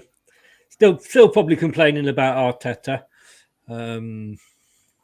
It's like every club. They all have the wanking fans, don't they? And then there's some decent ones. Trust the process. Indeed. I met Kevin Friend. We organised, there was a match where a Leicester fan had a heart attack on the way to the match. And at the match, a Doncaster fan had a heart attack. And we organised a charity game, 2 charity games, one at Leicester, one at Doncaster. I was quite involved with organising and promoting it. And Kevin Friend very kindly came down and refereed our game for us. Oh, fantastic.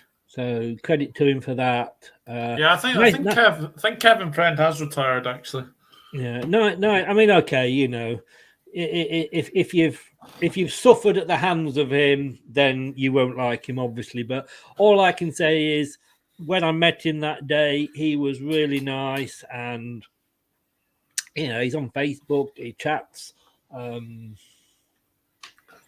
You know, I can't say. But then again, I interviewed, was it Craig Pawson not so long ago, and he was very nice as well. Mark Halsey, that was it. Yeah, that was the one. Yeah. Kevin Friend is a former professional football referee based in Leicester. He's a member of the Leicestershire and Rutland County. There you go. Yeah.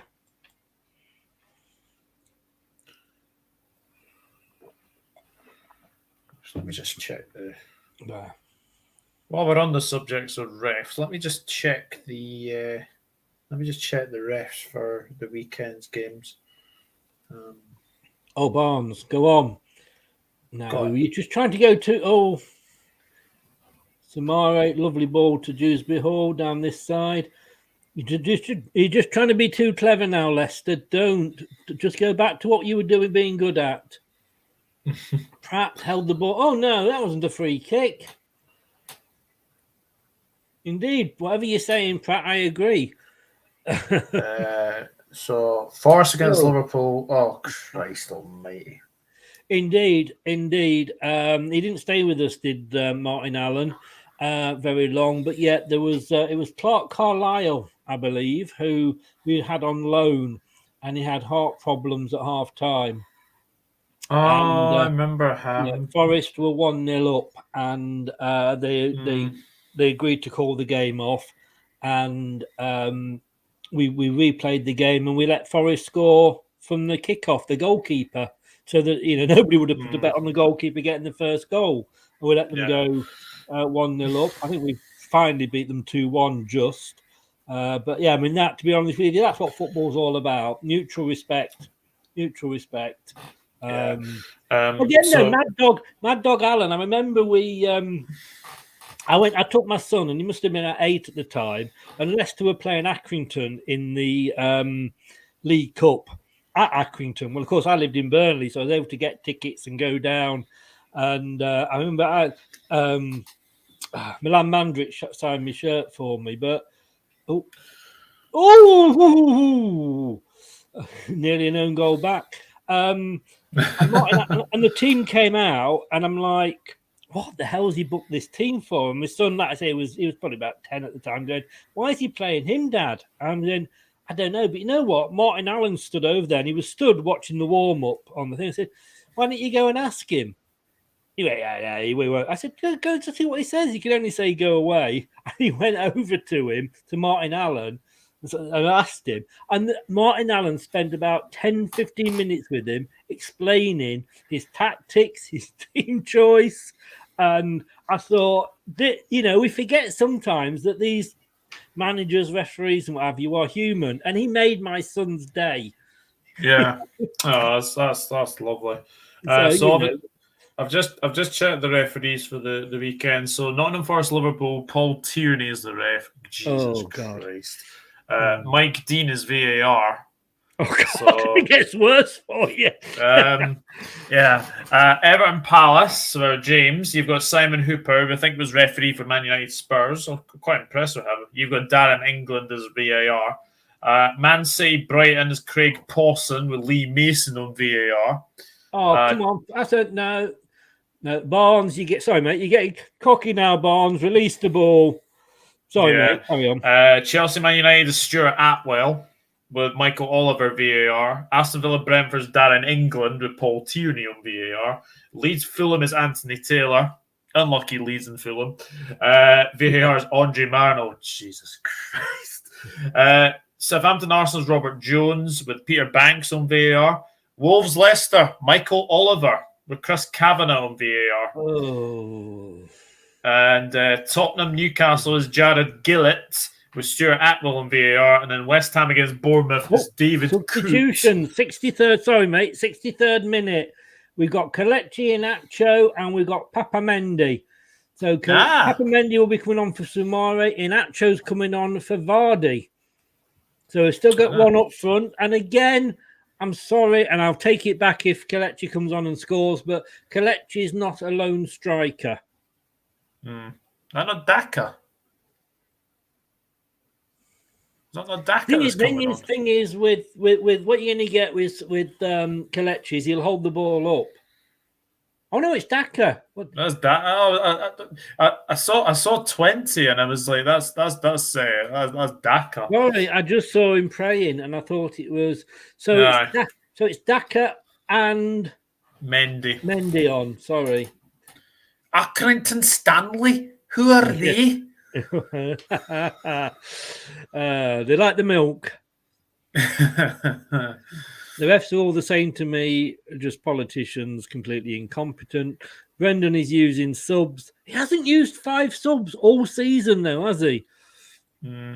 Football should be a respectful game with the odd bit of banter, with playtime and playtime over. But unfortunately, we also get idiots who can't control themselves that should go to watch Teletubbies. Yeah, indeed, Luke, 100%. Jamie Vardy now history.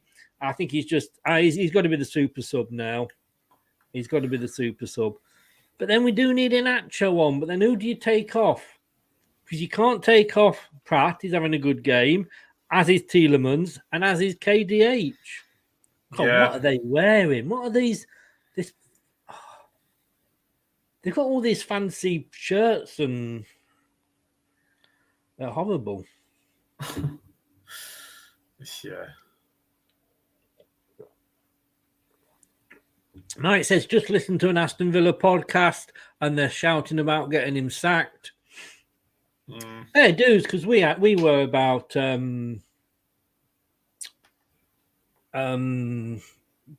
Rodgers. Let's be honest, but yeah, I think Mendy coming on is a good move. I don't want to lose Mendy. I have a feeling he may go. I think he came on for Samari, didn't he? Mm-hmm. So that was actually quite a. Oh, well done, Ward. Well done. Oh, crikey. Yeah, a little bit. A little bit. But this is the last 30 minutes now when we concede most of our goals. Go on, Patson. Oh, unlucky, mate. Interesting. Ronaldo has just posted on Instagram. As I've always done throughout my career, I try to live and play respectfully towards my colleagues, my adversaries, and my coaches. That hasn't changed. I haven't changed. I'm the same person, the same professional that I've been for the last 20 years, playing elite football, and respect has always played a very important role in my decision-making process. Started very young, the older and most experienced players' examples were always very important to me. Therefore, later on, I've always tried to set the example for myself for the youngsters that grew in all the teams that I've represented. Unfortunately, that's not always possible, and sometimes the heat of the moment gets the best of us. Right now, I just feel that I have to keep working hard in Carrington, support my teammates, and be ready for everything in any given game.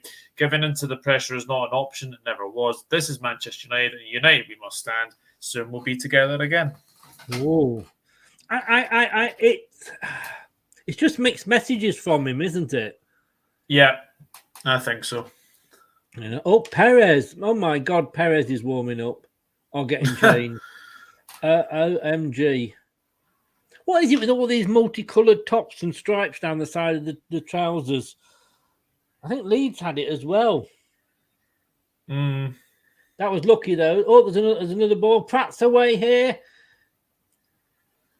Great crossing. Oh, unlucky. And we'd missed one earlier where Leeds just gave the ball away and Pratt was unlucky not to chip the goalkeeper.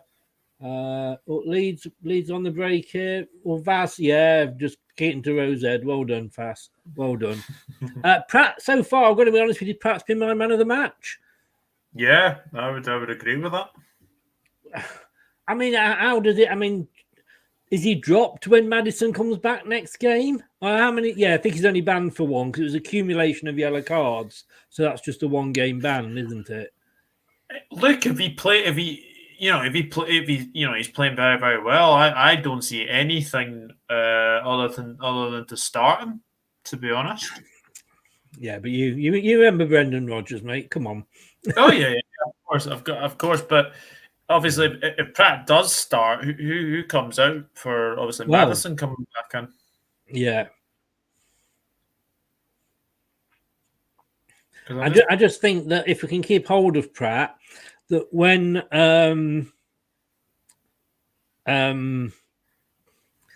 Tielemans goes, that he would be the natural, the natural successor. Yeah. In that position. But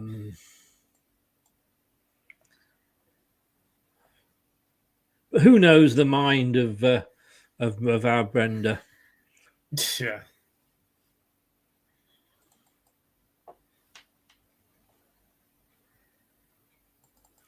Perez is coming on. Who is coming off?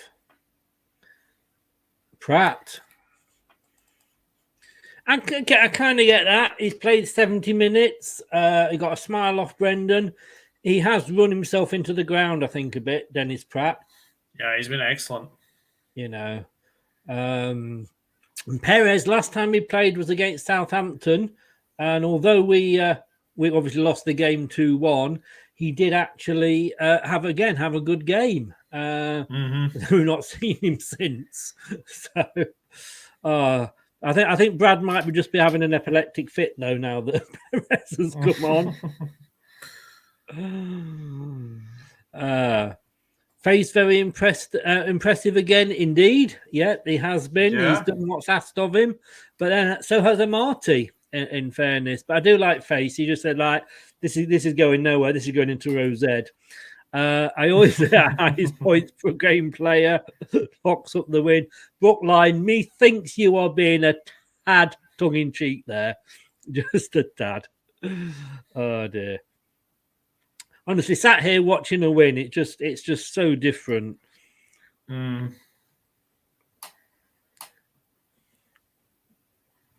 be careful, though, because I think Leeds are kind of growing into the second half a little bit. Yes, yeah. I mean, if they were to get one, that could be a very nervous last 15 minutes or so. Yeah, quite easily. Yeah. You are watching Leicester Till I Die TV with Chris and Chums. YouTube, Facebook, Twitter, Instagram and Pinterest. All you need for everything Leicester City FC. It's Leicester Till I Die TV.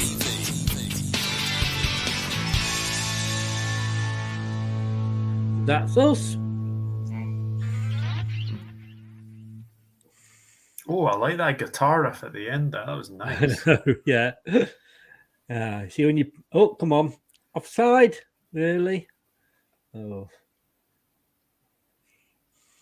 Yeah, there used to be there's a channel that does jingles and a load of Adobe stuff and what have you. And they always used to have a free jingle Friday. Yeah. And they used to do your jingle for you, just spoken. But if you paid like 20 quid, they'd do all that bit behind it as well. But you're only allowed so many words, etc. But they've stopped doing it now.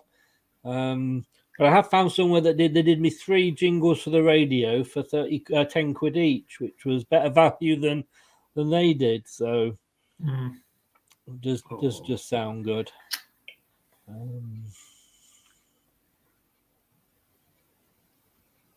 Oh, go on, Leicester. Yeah. Oh, getting numbers back. That's great. Great play. Come on, Dewsbury. No, don't lose. Oh, he's not giving up. Oh, he gives it away in the end. Our first throw in. We're battling. We're not giving up. No, absolutely. Apparently, you've got a player called Joe Warmleighton on the bench. He was born in 2004. God. Wow. God, that makes me feel old. Leeds really miss Rafinha. Well, yes. Yeah, I would agree with that. Yeah. In the women's UCL, Chelsea are still 1-0 up at PSG. And in La Liga, Barcelona are 3-0 up against Villarreal. Didn't Madrid just beat Barcelona at the weekend? Yeah. Don't know how that's going in La Liga. Who's top of La Liga at the moment? I would imagine it's Real Madrid. No.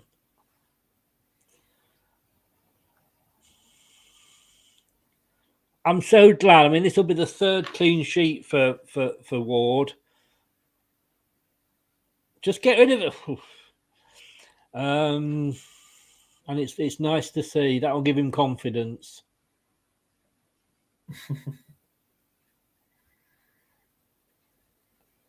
Who would you say has been your man of the match so far?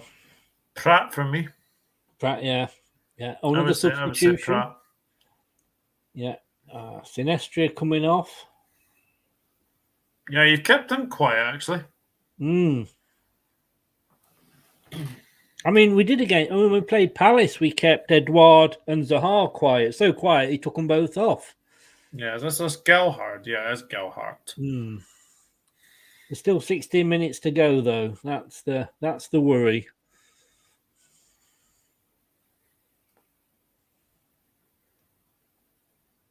Yeah, I agree. Well, you agree. I mean, Doug agrees as well. Definitely, Gray, Dennis Pratt, man of the match. Oh yeah, I mean, Leicester. I mean, I've got to be honest with you. If I was a Leeds fan here, having said that, they've just won it back. Don't take him down. No, out for a corner. If I was a Leeds fan here, I would be absolutely nothing is going for them. Everything is going for Leicester. You know, there's a loose ball. It ends up with a Leicester player. You know, obviously we've been there. We've had that this season, but yeah, yeah.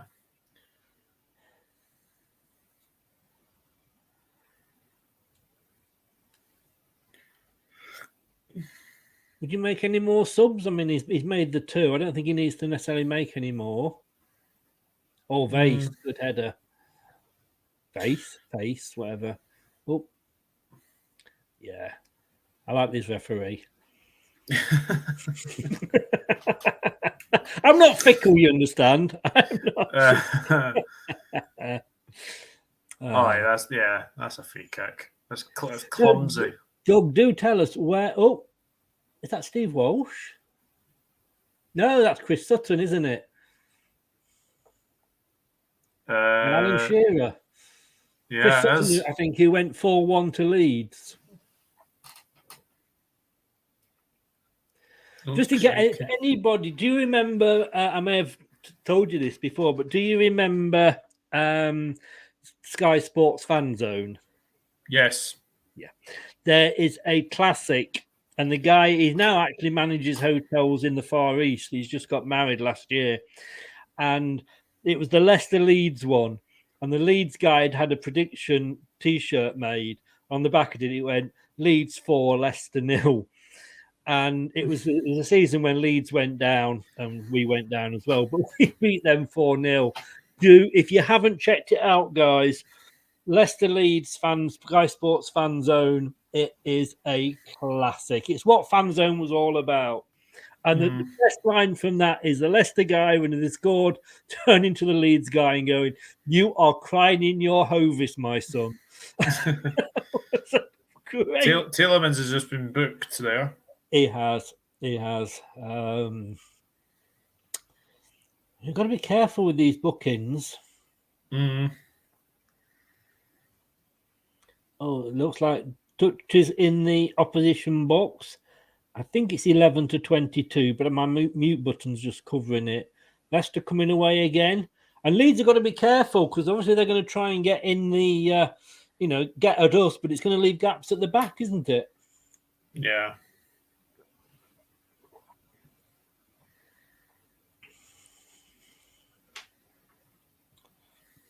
Oh my God! I mean, Face. I mean, come on! You are just a tank. God, I missed Fan Zone on Sky Sports. It was brilliant. No, it was. It was. It's just one of those things that you just like to watch. I don't know why they stopped it, to be honest with you, but Yeah, it was classic. But please, guys, do go and try and watch. It's only on for about 10 minutes, but it just, this Leeds guy was so cocky. He'd had this T-shirt made with Leeds 4, Leicester 0 on. And you're crying in your Hovis. I'm even laughing at that now. Oh, Dewsbury Hall is down. You are crying in your Hovis, son. You are crying in your Hovis. To bring that back, definitely bring it back. It was better than we listened to the commentators anyway. Yeah. So coming up to 80 minutes on the clock, 10 minutes to go. Leicester City 2, Leeds United 0. Can we hold on? I mean, I think he's made all his subs, Jesse, March. I think he has, yeah. I think he has. Leeds have had more possession now. Leeds have got 52% possession, 11 shots to our 5. Both of us only got 1 shot on target, and Leeds have had 7 corners to our 1. But of course, the main stat is the fact that we've got 2 goals. Leeds haven't got any. Yeah. That's the only stat that matters. Just showing Harvey Barnes with his Robin Hood. Oh, a bit red in the face. I think the ball's hit him in the face by the look of it. Or something. Yeah. He's got a very red face. Great pressure from KDH.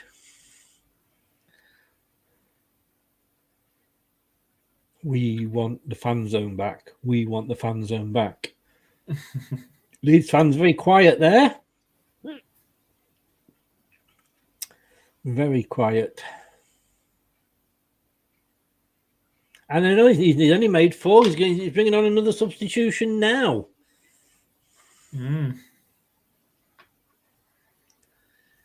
So this is going to be their 5th and final substitution. A corner comes in from Tielemans, headed out, but it's still with Leicester. So Leicester head. That's Struck. Pascal Struck. That was not controlled well and passed. A throw in to Leeds. So, it's the final roll of the dice in the last 9 minutes for Jesse. Fair Pro, is it? Junior coming off and Klitsch. Klitsch, yeah. Mateusz Klitsch, whatever you want to call him.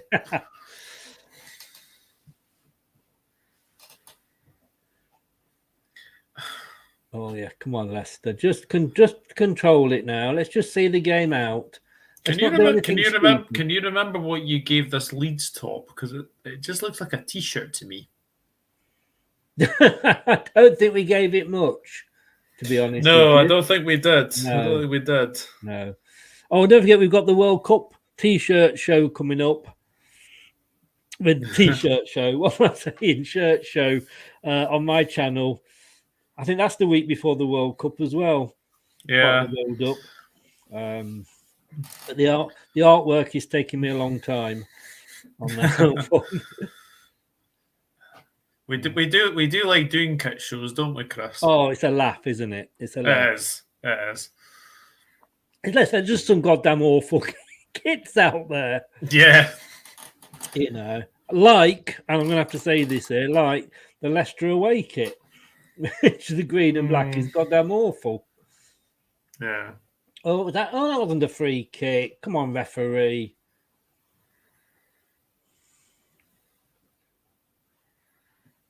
He's had a fairly decent game, the referee. He has, yeah. I don't think we've sort of talked about him much, which is a sign of a good referee, I guess, isn't it? He's let the game flow. Let the game flow. I know he's like booked a couple of people, but no, I think he's let the game flow, which is the main thing. There's 1 booking to Leeds, that was Cott, and there's 2 bookings to Leicester, Samare and Tielemans. Or somebody on the telly, and I'm not sure which channel. Let's just see what happens with this free kick. Oh, headed out. He's come back out. He's going to take a long shot, and it's wide. Somebody, one of the commentators, insists on calling him Tielemans. Tielemans. But this match of the day, I'm not sure, but it's not Tielemans. There's an E in the end there. Tielemans, Jesus. Oh, Gray, I bet she's not. My wife is like a woman possessed with a grudge because we are winning. That's the joy of, that's the problem with marrying a Nottingham Forest fan, Gray. Oh, ouch. Yes. So like my daughter's going out with an Arsenal fan. And I'm going to be honest with you, he has not once this season. Oh, Kelechi's coming on. He's not once this season actually rubbed it in. No. Barnes is coming off.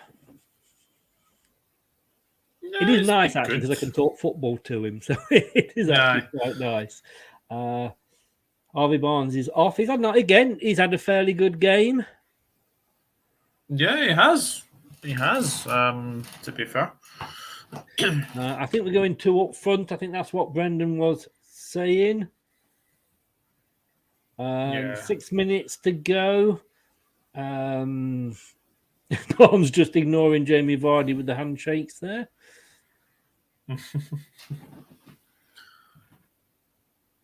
Oh, is that a throw in to Leicester? Yes, it is. Right, come on, Kelechi. Let's see what you can do.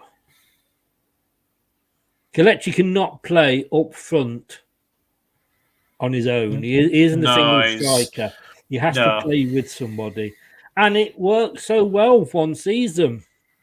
I remember watching the Africa Cup of Nations, and it was against Egypt, and I think obviously Kelechi scored the winner that day.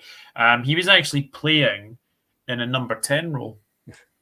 Sorry, I'm just laughing there at that steward. He's going to go home tonight going, I picked the match ball up.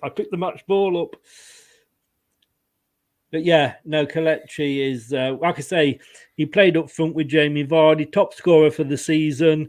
Vardy was top assists. And then, of course, start of the next season, he was dropped. Yeah. Another one of Brendan's great mysteries. Kelechi is magic, you know. Ho, ho, ho is magic. Kelechi Nacho. I think that's how it goes, isn't it? Yeah, it is.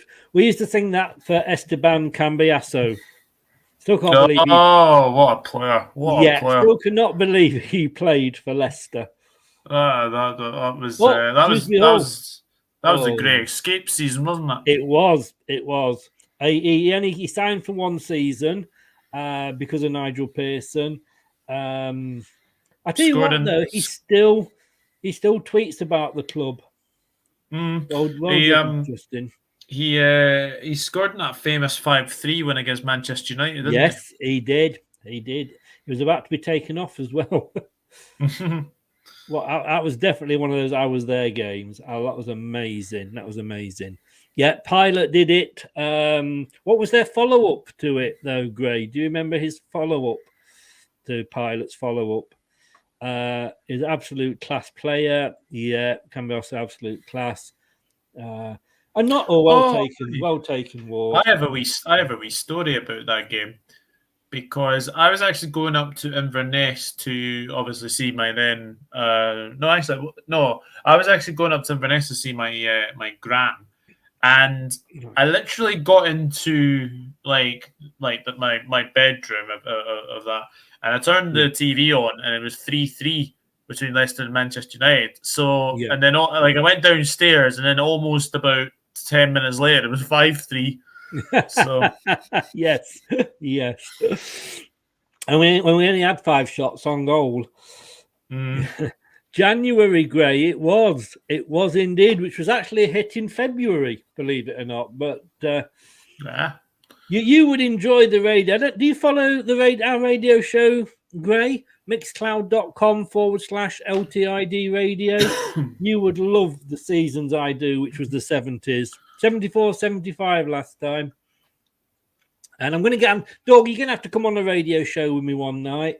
I've got cheesy songs and dad jokes show lined up. I know you love a bit of both. I certainly do. So we are down to the last 2 minutes. There'll probably be a little bit of time added on, but surely, and I'm sorry for calling you Shirley, but surely we should be home and dry now, do you think? Yeah, definitely.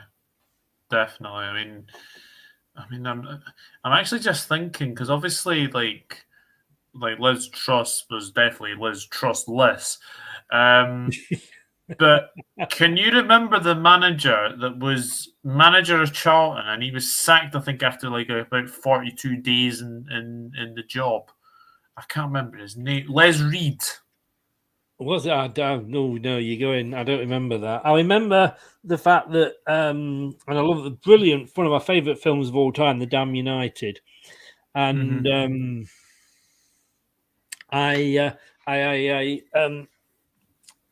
44 days that.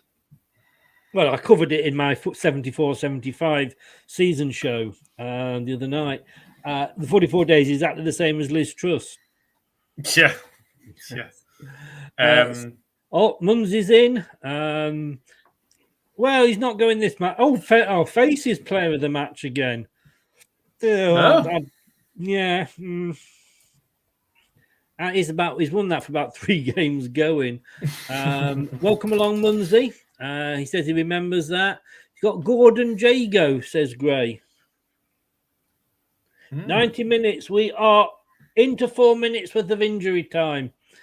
And if you could bring Donatello on, we'd be having injury time. Hey. Not done it for a while, but it had to be done. Oh, that's why we've not been winning, because I've not been doing my turtle joke. Charlton Athletic. Yeah, I remember once they had a team where the players came out dancing. Oh no, that was Charleston Athletic. Sorry.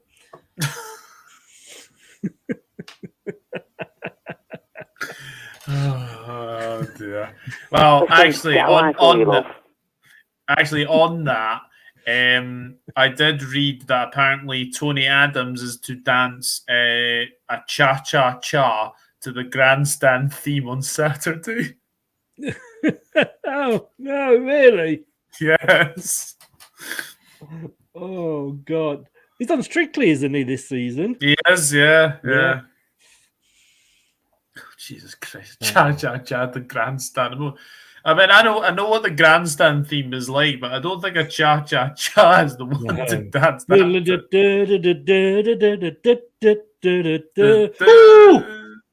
Oh, well done there, Ward. Yeah, that's it, isn't it?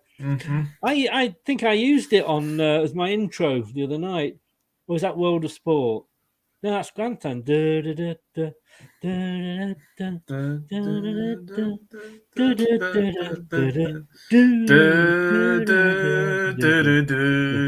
Like two drunks after closing time.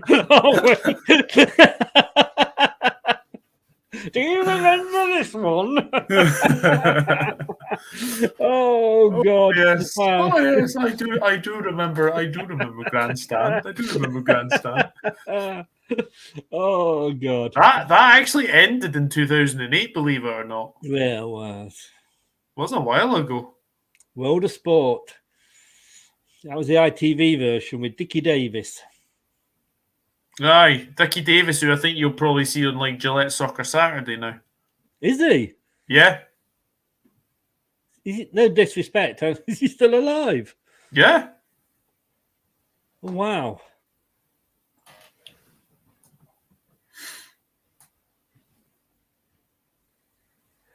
Madison has been our best player all season. He has. Oh, yeah. Oh, hang on, handbags at dawn there. James Dunlop. That's a Damned United. It's a really. I mean the guy, the character. Who is it who plays the main part? What's he called? He's a fantastic actor. I'm sure somebody will tell us, but he also played Frost in Frost and Nixon, and that was a good film as well. Apparently, the answer is Brian Clough. Really? Oh, he's smiling. Our top is smiling with John. Maybe Top knows a lot more than we do. Mm. You can always tell when they highlight on the other side of the stadium because the camera judders. Yeah. Mike, yes, Michael. Michael, what's he called? Kane? No. It's over! Hey! There we go. That winning feeling. Leicester City 2. Leeds United 0. But it is Michael somebody. Michael Sheen, that's it. That's the one. Fantastic. Oh, Michael actor. Sheen. Yeah, he is Brilliant a great actor. Damn United, where Cloughie sat by Leeds, had a very successful time at some club that plays in red and white. I haven't got a clue who it is. I've got to be honest with you, mate. I totally respect Brian Clough and what he did at Nottingham Forest. He took you from second division obscurity and made you into a European Cup winners for 2 seasons running. Totally respect that, mate. 100%. James says, well done, Chris. Job done. I think it is jobs done. I think, I think this might be the second one of these you've seen with me, but I do feel like I need to share that.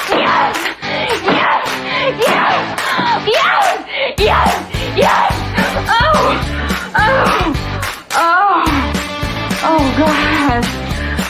Oh, I'll have what she's having. That's how good it feels to win, guys. Leicester City 2 winners, and I think deservedly so, Doug. Yeah, I agree. I think you limited Leeds to like pot shots really from a couple of like yards out. So yeah, I think Danny Ward had a good game again. Yes. And that'll only give him a bit of confidence. But the big one is obviously Sunday against Wolves, which is not going to be an easy one. But it's all about getting wins now. All about climbing up that table. Yes, totally 100%. Like we said, but we did it with Forest. We beat Forest, and we didn't make the most of it. We have got to make the most of this, and we're lucky. We've got Wolves, and no disrespect to Wolves, but we've got Wolves up next. But then after that, of course, we've got Manchester City, and you would expect us not to particularly beat Manchester City. Wow. You never know. I mean, the Premier League is a strange league this year. Oh, it is. But it's to me, it's a gimme. It's a gimme game. So let's just have a look what they're saying here. True Red. Unfortunately, I never got to see the success live. Only in early 20s. You should not be forgiven for the song "We've Got the Whole World in Our Hands." And again, I did that on a football record show on the radio as well. That you need condemning just for that record. But no, what he did with Peter Taylor, those two went to, it's a bit like Pearson and Shakespeare. Sometimes these managers work well together. Everyone played well. It was a good game. David's popped in. Ward looked a lot more confident today for once. Didn't put a foot wrong. Face was immense. Fits right into our team seamlessly. Do we miss Fofana now we've got Faze? No. Doug, do you think we do? No, I don't think you do. No, definitely not. Cheers, James. Ward was excellent on set pieces and coming off his line quickly. Something that Schmeichel wasn't particularly good at. Do you know what? I just think, am I reading these right? No, I'm winding the people up that they're saying it, but I wonder where the Ward haters will be tonight. Wolves may end up grabbing the Wales goalkeeper jersey if he keeps playing like this. Yeah. I mean, he was the number one before the injury. Doug, do you need to go, or are you okay to stay for a bit? I'm happy to stay on, mate. Yeah, not a problem. Brilliant. I think if he no, we don't miss the brat. Indeed.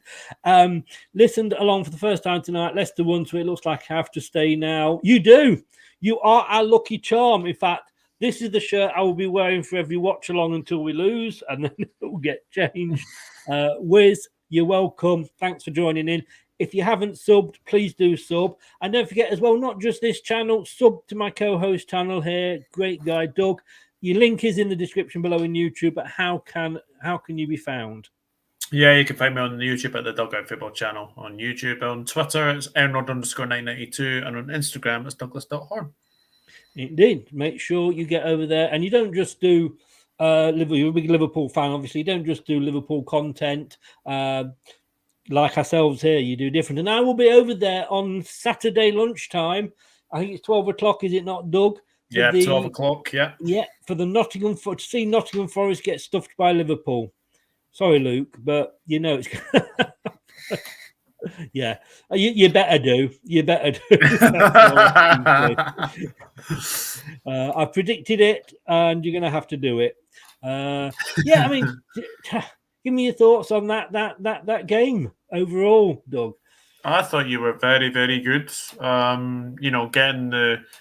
Getting 2 goals as well. Like obviously, the first one's an own goal, but the second one is lovely, lovely play.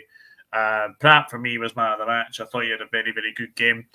And I think now you've probably got to sort of question mark Jamie Vardy's games now. I don't think he can start games anymore. No, you're quite right.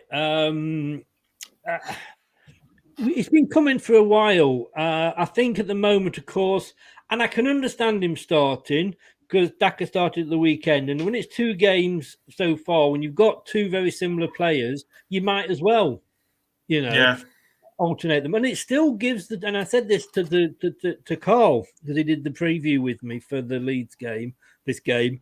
I said to him, if Vardy doesn't start, how does that make you feel a bit happier? And of course he said yes. So you can lose a little bit just by him not being on the pitch. Yeah. Very, very true. But yeah, I just get the feeling now that I think his days of starting games I think are over. Indeed. Well, Brad's going to join us in 1 second. I'm just going to show the stats here while we are there. And Wizzy Fox, please, as they don't forget to subscribe, like I say. And I think Vaz Face is being interviewed here, and I think made more tackles than any other player tonight. Cried when we signed him. I don't know for what reason. I think hopefully it was the fact that he wanted to come. But let's have a look at that. So you've got 53% possession to Leeds, 13 shots to our 5. Who cares? Both of us had 1 shot on target, 9 corners to our 2, but 2 goals that went in. That's the stat that counts. And if I can just bring this up here, and we'll see there is the table looking a bit better, guys. 8 points from 11 games now. We're a little bit closer to Nottingham to Derby County's 11, -7 goal difference. If we can beat Wolves, we should be at that bottom 3, shouldn't we, Doug? Yeah, I mean, looking at that table is so tight. It's so tight above 12th place as well. But I think get the next win, you will have equaled Derby, and then obviously after that, get over it. Yes, yeah. I feel a lot happier, obviously. Welcome into the chat, Brad. Oh, good evening, mate. We can actually say that for once, can't we? We can. Brookline says here, miss Fofana, really? At least we can defend. We have to find 3 teams that are worse than Leicester. We have found 2, Forest and Leeds, just 1 more to go. Palace didn't do so well the other day. True Red predicted a draw earlier on Doug's channel. I'm not a delusional fan that thinks we'll beat Liverpool 7-0. Realistic one. You'll take a point, I'm sure, Luke. You will take a point now. To call out some players, don't think Justin had a breast, really.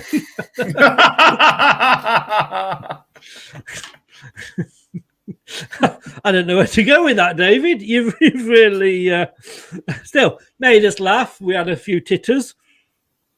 Thank you. I don't see the point with it. Game defensively, to be fair. Going forward, okay, though. Reminds me of Trent Alexander-Arnold. Varney had one layoff for Barnes, but otherwise not great. Not at all. Brad, your thoughts on that game? I think we handled that really well. Look, was it great performance? No, but has any of them been complete 90-minute great performances? Probably Forest and tonight, in a sense, because of where we are. I'll take that sort of performance. I mean, I once said, didn't I, Chris, that I'd take us winning a game off a goal off someone's butt cheek. I didn't expect a 5'11" cock to be our goal scorer. Would you take a goal off somebody's breast, though? Well, maybe if said so. No, but the fact, it was such a joke there, wasn't there? A 5'11" cock scores our goal for us. Just that's the way we're scoring them these days. Hey, you take it though, don't you? You take it. We do, and we needed it. We deserved a bit of fortune because I think at times we've been very unfortunate in the way we've conceded goals and gone about things. Tonight was not pretty, but I'd rather win ugly than be pretty and losing like we have been. So I'm happy to see that. Yeah, I said that at the start, didn't I, Doug? When the own goal went in, and then they hit the upright and the crossbar. We needed that bit of luck, and it's the luck that we've not had all season. Yeah, 100%. And once they go for you, they go for you. When they go against you, they go against you. And, I think you've kind of felt most of the season that they have gone against you. So it was nice. It was nice tonight to just see them hit the crossbar, obviously the post as well. But I didn't really think Leeds threatened Leicester at all. It was just half chances, to be honest with you. And I think James is right. I think Jesse Marsch is under pressure already. I think he is. He's been pulled down into this relegation battle now. Southampton won the other night against Bournemouth and the South Coast Derby, so that's moved them up to 11. West Ham, they are struggling still. They're on 11, but they are struggling. They lost the other night as well. Villa, and sorry, James, if you're still in, Everton, they're both in it as well. But, Brad, we've said this about Forest. We got really, really excited, but it means nothing if we don't beat Wolves the weekend. Yeah, it kind of does mean nothing, but it's right now, and I'm going to sound like an actual manager. It's all I said it about the Crystal Palace game, which was dire, let's face it. We weren't on form in the final third, and Crystal Palace never really got going. Credit that down to us. But you've got to take small positives. At the end of the day, we've gone from a team that's lost 4-2, 5-2, 6-2 to saying we've got the worst goalkeeper ever gifted a pair of gloves to 3 clean sheets at home and picking up 7 points out of 9. You take that momentum. That's all you can do right now. And you have to make these small positives seem like a big deal to these players. I know that sounds stupid, but you ask any manager at any level, right? You go and get a scrappy 2-0 win, not playing your best, and you're down at the bottom, and that's helps you close that gap and make it look a bit better going into the last 2 games for the World Cup break. You big it up a bit more. You go, all right, it wasn't pretty, but that's good. That's what we want to see. It wasn't pretty from Leeds. I mean, the stats show 15 shots for Leeds, but I'm telling you now, if you didn't watch the game on Prime and you're a Leeds fan, you did not miss much from your shooting because it was beyond shocking, minus probably hitting the bar. I think it was really bad. So, again, you know me with stats, Chris. I don't like him, and that's why, because that game might look different to a fan. I mean, I think you have to take the shots in line with the shots on target, and yet they had 13 shots, but only one of those was on target. You've got to put those two together. But Doug, we've looked at it so often this season, and you've done a few Leicester watch-alongs with me, when we've played a team that's bad, like Palace and what have you, but we haven't taken advantage of it. Where here, yeah, Leeds weren't playing well, and we took advantage. But was it? I mean, is it Leeds, or do we not deserve some credit for not letting them play? I think it's a bit of both. I think I thought Leeds were very, very poor tonight, but I think credit has to go to the way you played tonight, and I think the pick of Pratt was a very, very good one as well. So. No, I think you deserve a lot of credit. I think you definitely stopped them playing. You reduced them to half shots and like shots from like distance and as well. Like nothing really clear cut. Like Ward's had like maybe one save to make, which was I think was right at him, but even though I think some of it was offside anyway. But no, apart from the pot shots that Leeds had.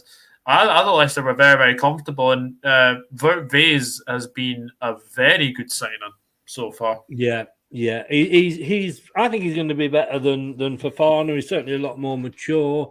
Bradley's Trust stepped down today after 44 days in office, exactly the same as Brian Clough managed at Leeds. I did a poll on Twitter earlier. If we lose at home to Leeds United, will Brendan Rodgers be... I didn't word it very well. I had a David moment. Will Top sack him? 58% said yes, but 41% said no. This does buy him some time. Yeah, of course it does. And again, he will reflect the run. I'm sure if he's asked to take confidence, he'll go, yeah, we've got three games at home. That's 3 clean sheets. That's 5 goals. 6 goals scored at home. We need to turn that, and he'll spin that into a positive. I tell you what, this guy, when he retires from managing football, he could go into politics because he knows how to keep his seat, don't he? He really does. I mean, Brendan for Prime Minister when this gig ends at Leicester, because he knows how to. It lasts longer than Trust. Let's be honest with you. Well, yeah. But I mean, like you said, it is going to be. I can't. As I said at the start, and I said this to you, Doug, I'm not sure whether you were in at the time, but for me, the win tonight keeps him in a job. Yeah. But it doesn't convince me that he is the man to get us out of this, because it's one win. We've seen the Nottingham Forest one, and we saw what followed that. He has to follow this up with the same sort of performance against Wolves at the weekend. Manchester City, I know that's a given. I'm not expecting anything from that. And I think we've got West Ham and possibly somebody else after that as well. But, it's one game. I'm not going to say that this is going to be the future now of, he's going to... But if he does, he does. And, if he gets us to maybe 9th or 10th, then he deserves another season. But he's got to build on this, hasn't he? Yeah, 100%. And, the Wolves game, I know it won't be... I'm not expecting many goals from that game because Wolves and like Adama Traore scored his first league goal in I think the last goal he scored was at Man City. So that just goes to show that they don't have a lot of lethal players. Whereas obviously you guys got Maddison, Barnes picked up a goal tonight. Daka's getting in the goals as well. So. I think you should be going into that game with a lot of confidence. Wolves are not playing the best right now. They have announced as well, I don't know if Brad saw this, but apparently their interim manager staying until 2023. So they're not actually appointing another manager until 2023, which I think is a big risk to go in. That sounds desperate to me, Doug, because it's like their ex-girlfriend found out that their ex, that they wanted them back. They was like, we love you, Nuno. We've missed you. We really want you back. And then he's found out that actually they approached the QPR boss or whichever. I think it was the QPR boss. And he's come out and said that. And I think they feel embarrassed because Nuno's probably stuck his fingers up at them and said, that's how little you were interested in me. I'm not going for it again like I did at Tottenham. And that's probably why they've given him the job, because they feel a bit stupid and it could cost them. They've only scored 5 goals. This is a perfect opportunity to get over our away day sickness. And I agree with you, Chris. We do have to come out of it. You can't keep getting a home win and then lose draw. You've got to eventually turn that into 7 points in a row, if you know what I mean. You know, if it had gone Forest win, draw at Palace, you know, Leeds win, we'd be feeling a little bit more optimistic. But because it's come a defeat in there, you have to sort of get 3-4 game momentums. I don't mind drawing at Molineux if after the international break, you know, we get on the form. It's just you'd rather be out that bottom three and get Man City out of the way. And we can only do that, obviously, with a win. So it's not over by a long shot. Brendan's still got a lot of work to do, but it's far better than being sat on 2 points, 1 point going, Jesus Christ, we're not going to win a game this season. So we just got to keep going. We're closer to that derby score, aren't we? I know, right? We're going to win the raffle for it, mate. We're going to win the Midland Cup. Jerry Taggart has just been asked his man of the match. Alan has just messaged me his man of the match. He agrees with Amazon. He's gone for Face again. He did have, I think it came up that he had more tackles than anybody else on the pitch. But Jerry says one man stands out for me. This guy was immense for Leicester City. I thought he was brilliant, and that was Dennis Pratt, which is what we said, Doug. Yeah, I thought Dennis Pratt was excellent tonight, but you know, you could have easily given it to Face as well. Yeah, very, very good performance from Pratt. And I now look into the Wolves game and think that Pratt should keep his place. You know, I think if you look at the players tonight, I mean, Dewsbury Hall is a very, very good player, but will he potentially maybe come out? For me, Dennis Pratt has to start against Wolves because of his performance tonight. Brad, I mean, I agree, but we know what Brendan's like. In fact, let me just... I don't know if I'm going to get away with this. This is Brendan. They ran themselves into the ground, and and then obviously the second half we have to manage it a little bit. Areas where we can be better. Once we've won the ball back, we've got to make those passes in transition and to allow us to keep it for a longer period. And then in the final third, we were just a little bit too rushed at times. We've got to take the ball and work it a little bit more. But apart from that, the players gave everything and good organisation in the team, and they were very, very good. One of those players, man of the match performance today from Wout Fast. When you watch him, when we just saw some analysis on how calm he stays, but how much he's adapted to this, how impressed were you with his performance? Yeah, no, immensely impressed. He's a guy that he knows football, and it always helps when you get somebody who knows the game. He's aggressive, he defends forward, he's a good organiser. Like you say, he makes the right passes. You know, he makes good decisions. He can play short, he can play long, and he's been outstanding since he's come in. I imagine every goal pleases you, but how pleasing especially was the second goal? Roberto, I don't know about that. It's one where we have to swivel a little bit on that side of the field because we don't have that out. I don't know, I'll probably get shut down for that, but I do miss the excuse this week. Well, yeah, that's we would have lost that game. You know, it'd have been too cold in Leicester, but no excuses. It's a little bit nice, isn't it? Yeah. And to back up on that Dennis Pratt point that you guys have been making about the show, he was fantastic. I think if he'd have gone the 90 minutes, I'd have been more inclined to have picked Dennis Pratt because he's kind of robbed of an assist. He could have had a goal himself if he'd have sorted his feet out. And, he was pivotal. He was really pivotal because he doesn't just make that challenge, does he? He actually he goes in with the intent of wrapping his foot around it and playing it across the box. And he plays a vital part in both our goals today. And, coming off after 70 minutes, Brendan, please see sense, right? Because we know you're going to put Maddison in. That's fine. I can accept that. But take Yuri out, because I can't believe I'm saying this, but it wasn't Iose Perez that made me feel like we were playing with 10 men at times. It was Tielemans. He had a torrid time yet again on the pitch. Please put Pratt in for Tielemans. For once, if you're going to listen to us actual fans of what we're telling you, please do that, because he rightly deserves to go and start another game after that performance. He put in a great shift. The question I was going to ask you was who would you drop, but you've answered that as well. Yeah. But yeah, you can't. Do you remember? I'm sure you do the Great Escape year, Brad. And every time when we were on the losing streak, you'd go and you go, oh, he's had a good game, and then Pearson wouldn't play him next game. I feel it's a bit that way. But Doug, we got Wolves up next at the weekend. I don't know. Are you free to come on that as a watch along? Sunday. That's I will on need Sunday. to let you know. Yeah. I'll need to let you know. Obviously, let me need to know. check with the wife for that. Yeah. We've then got Manchester City, which we're hosting them, but I can't see. We'll forget about that. But then we've got Everton and West Ham before we come to the World Cup. No disrespect to either team, and no disrespect to James, but again, winnable games.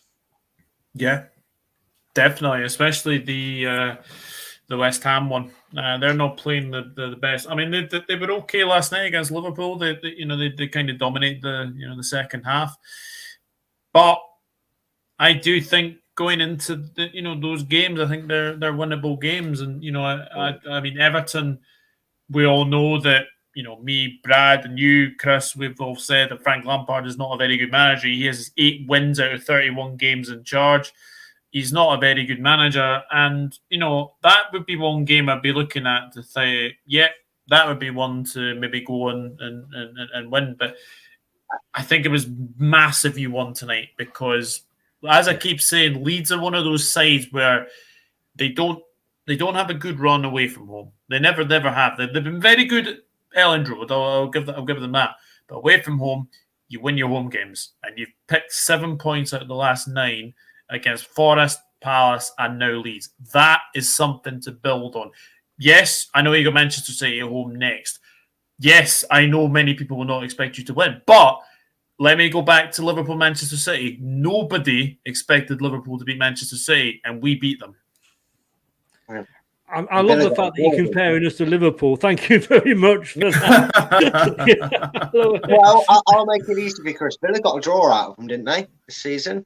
Yeah, they did. Yeah, 1-1.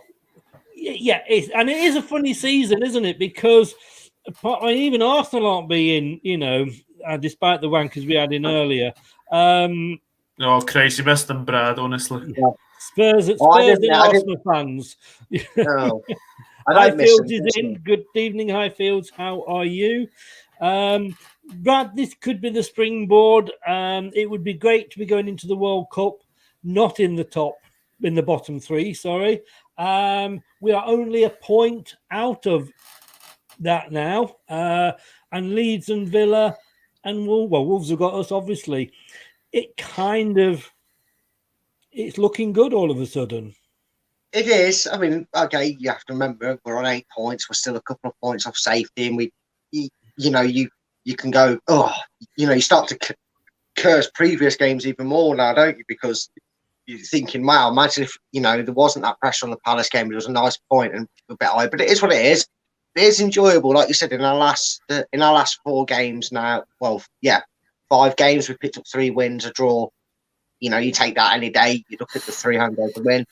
And you've got to build on it. Again, it's not the end of the world if we if we draw at Molineux, especially if it's 0-0. I'd take an away performance of some standards to be fair to you. It just needs to be built on. And, you can tell it's the winter weather because there could be an avalanche of managers getting sacked, isn't there? You talk, we've got Frank Lampard coming up in the next coming weeks. If he's not won a game since then and we come in there, Gerrard, I think he should go. I think that should be him gone. Personally, at Villa, I think the capitulation's there, the own goal, the Tyrone Mings proving why he was Bournemouth's 8th choice centre back. The heavy defeat. Well, that was a joke that the Bournemouth fans had when they sold him, that he was like their 8th choice. But you've got the heavy defeat to Fulham. You've got Leeds tonight. That could be Marsh. Marsh is going to be skating off thin ice. He'd be used to that from where he's from in America, though, I think. And then you've got us on the upturn. So hopefully for Leicester, the next 3 or 4 weeks build up to the end of that World Cup, we can, even if it's by a point, get ourselves out that bottom 3, and then it looks refreshed and better, doesn't it? Interestingly here, just looking at the table, if we just take the home games, Doug, we are actually in 11th place on just the home form. The other bad side, though, is that all 8 points that we've got have all come at home. But I suppose playing devil's advocate, that's what you want. Yeah, definitely. You've got to win your home games and then see where you can get points from like away games. But I'd be looking at that Wolves game and thinking we can get 3 points there, because they are not scoring enough goals. And I know Diego Costa is a handful, but looking at Vice tonight, I think we'll be going home and you'll be taking like wallet, keys, phone, and Patrick Bamford. Yeah. Another player that we put in a pocket, wasn't it, as well? He played well against Arsenal, comparing it to Zaha. We kept him quiet. He got dragged off, didn't he? Not early in that game as well. I mean, Leicester's away form, Brad. Yeah, we're bottom with no points. Wolves home form, 15th. Same as us with 8 points. But, at home... oh no, that's not giving me that information. But I'm going to be honest with you. I wouldn't take a draw at this point. I think we need to win this. Yeah, I would like to win it. Again, this is the perfect opportunity, given the last run of the last couple of results, to cure that away day blues. Like you said, we're in the away form, we're bottom and no points. So getting 3 would not just be huge to the season, but it'd be huge for that confidence that when we've got a West Ham and an Everton who are coming up, whether they're home or away, we feel the confidence that we can go there, because that's now the next problem. And these problems that we've been having aren't automatically fixed by these results. But we've now got that bigger obstacle to overcome, and that is getting points, like Doug says, away from home. It's all well and good for now saying we've just beat Forest, we've just beat Leeds, we've got a point against Palace. They were all home fixtures, and like you said, they're the games you expect to win at home if you're going to stay in. Wolves is pivotal, and I could see a 2-0 win away from home. I really can. I really can see us doing well. Russ has come in here, Doug, a Leeds fan. Congratulations on the win tonight. Thank you very much, Russ. It's very magnanimous of you. Deserved it. We didn't threaten you enough tonight. Marsh Outy is saying... The Leeds fans were actually, when Leeds made a substitution, because I know you guys probably didn't have your sound on to listen to it because you're doing a watch on, but the Leeds fans were actually singing "What the in hell are you doing?" to their manager when he made a substitution. So there's not a lot of happy Leeds fans. No booing from our fans, I believe, in that second half at the end tonight with the result, but there was some disgruntled Leeds fans. I mean. He got a lot right tonight. They're just showing the Villa sending off. I predicted, no disrespect, Russ, but I did say that Leeds would finish 20th this season, and I thought at the start of the season you had a couple of you had a good start and you were quite high up, and I thought, maybe I've got this wrong, but it's a bit like with Bournemouth, because I put you 20th, Bournemouth 19. Bournemouth were 19 on the basis that Scott Parker was in charge. I put Leeds where they were because of Marsh being in charge. You obviously want him out. You don't feel he's the man that will save you. Doug, do you think he can save Leeds? I'm not sure, to be honest. I think he is one of those managers that does really well at certain clubs. Did well at Salzburg. It went pear-shaped for him at Leipzig. He took a team from 2nd down to 11th. So that was very, very bad. And it just seems like now that he is on that downward spiral at the moment. And, they've got Fulham at the weekend. That's not going to be an easy game at all. No. I would be very, very much in doubt that whether he can turn this around. Yeah. Russ then said, I think this is a backhanded compliment. I'm not sure. We play well against the better sides and like that against the rubbish teams. Yeah, we've got you. We've got you very.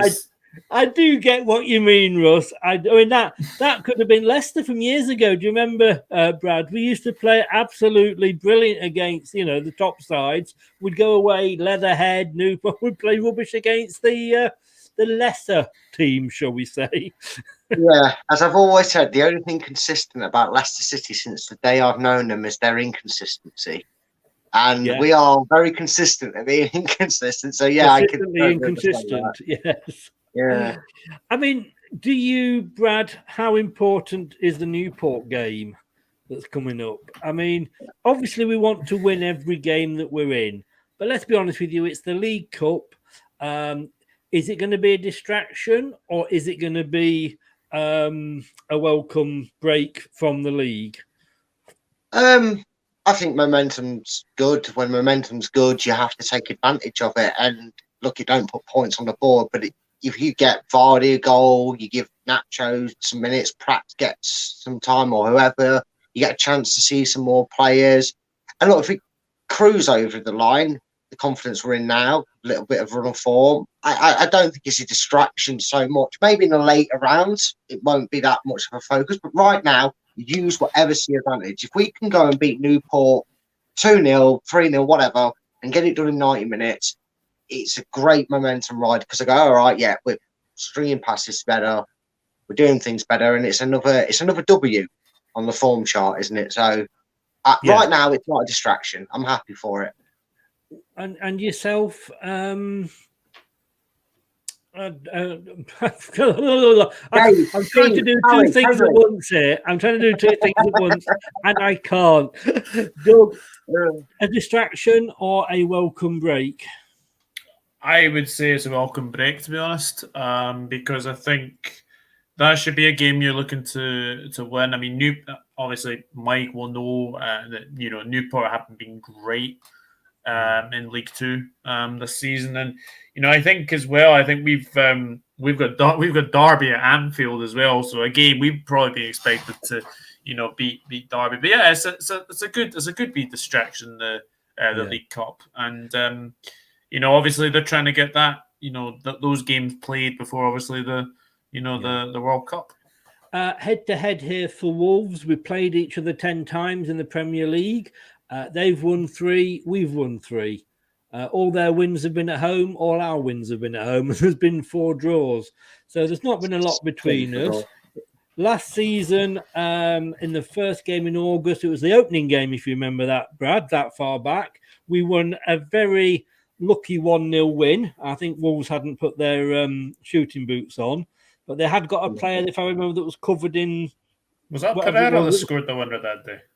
Sorry? I think so. Ricardo Pereira scored that day. Yeah, Ricardo Pereira scored, and it was a darling glory. They beat us 2-1 in February, so it's... Yeah, to be fair, cigarette paper between them. To be fair, and clearly with them stats there, as you've read out, I never remembered Molineux being a happy hunting ground. So it'd be nice to go there and turn it around.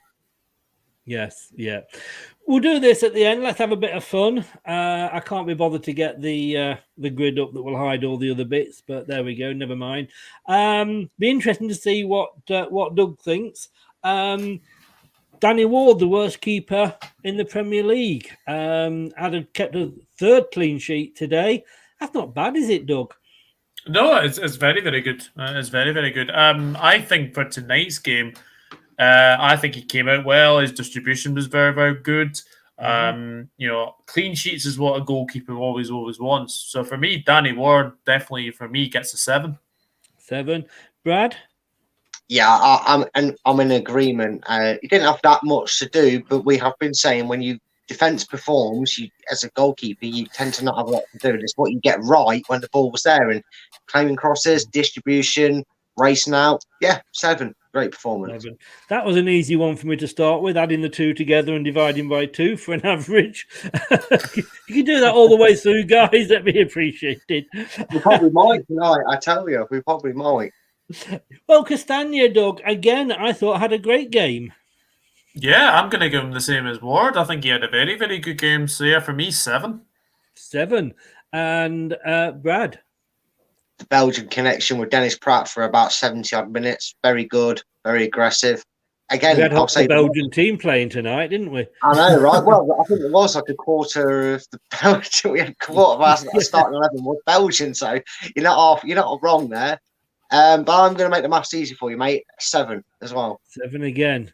Okay.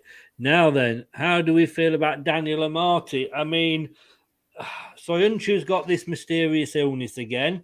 Injury, I should say. I don't know, what this injury situation is that Brendan. I think he's just he's been told by Top, look, we paid £1 million for this training facility. We need to use it. Make sure get the players injured, even if they're not playing.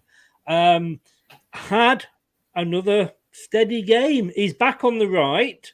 Of course, the first few games he was on the left, and that left him, Doug, completely open. But back on the right, had a solid enough game for me. Another very good performance. Again, I just have to say, probably a 7 again. I think most of these are probably going to be the same. But yeah, for me, 7 again for Amar. I thought he was very, very solid. 7, right? Sorry. Just to break this up a bit, Russ is just saying here, Aston Villa Football Club can confirm that head coach Steven Gerrard has left the club with immediate effect. Oh, I haven't got a notification from Sky Sports yet, but I'm not surprised it has. Like I said, I'm not surprised. No, I can see Marsh go in, and that soon there'll be a downfall of managers. But while Doug is trying to check that out for you, Chris, for me, for the worst defender in the world, because he gets as much stick as Danny Ward's been getting. I'm not. Yeah, it's confirmed. That's really? Wow. Yeah. Wow. Aston Villa Football Club can confirm that head coach Steven Gerrard has left the club with immediate effect. A club spokesman said, "We would like to thank Steven for his hard work and commitment and wish him well for the future." He's quit. Wow. He's quit. He's gone into. I bet you it's that sort of instinct is normally a case of, we lose tonight, I'm done. I'm not good enough. And you know what? Fair play to Gerrard if he has done that, because he's obviously said, I need to. He's obviously thought, right, I'm in over my head here. But I won't be surprised if we hear about Marsh going today. I said they're joking to the Avalanche, but Leicester are the killer of managers, aren't they? So it would be befitting. Although Leeds don't play in blue, do they? But anyway, where were we? Marty.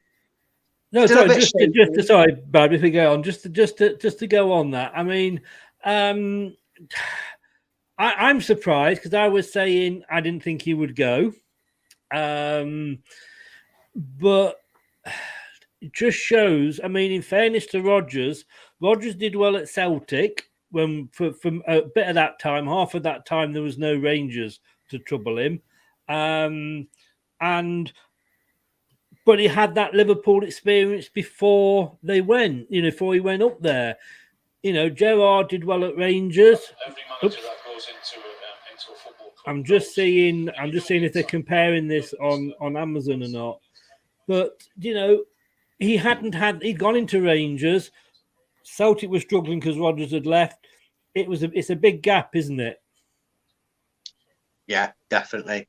It's a big step, and this is why. And people might think sometimes when I say these about Lampard and not so much about Marsh, but against Scott Parker and that, and think, Brad, you're always having a dig at these managers. This is why it's not that I don't think they can become good managers, because Lampard, proved his worth in that Championship to a point. Gerrard has proved that, starting in the Scottish League can work, and some other managers before him.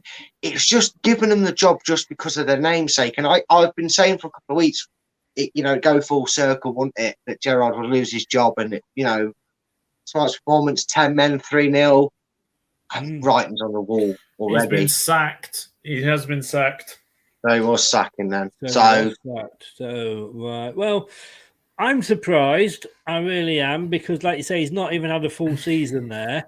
I just think the quality they brought there, you would expect a bit more, and I think a better manager should be able to get more out of Villa.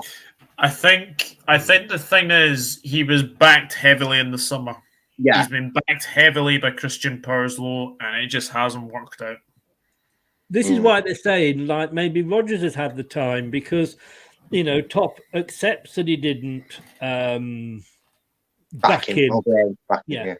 Which, he couldn't, I agree. But yet, Gerrard has been sacked. So another one falls before Brendan. I tell you what, if Brendan Rodgers was a bowling pin, he'd be the one that gets super glued down, wouldn't he? Because he keeps getting missed on this. Anyway, Brad, I interrupted you there. I do apologise. No, breaking news is worth worth interrupting. Don't worry, mate. It was. I didn't think it'd be Amarte, that 7 big. from Doug. I'm going to give him.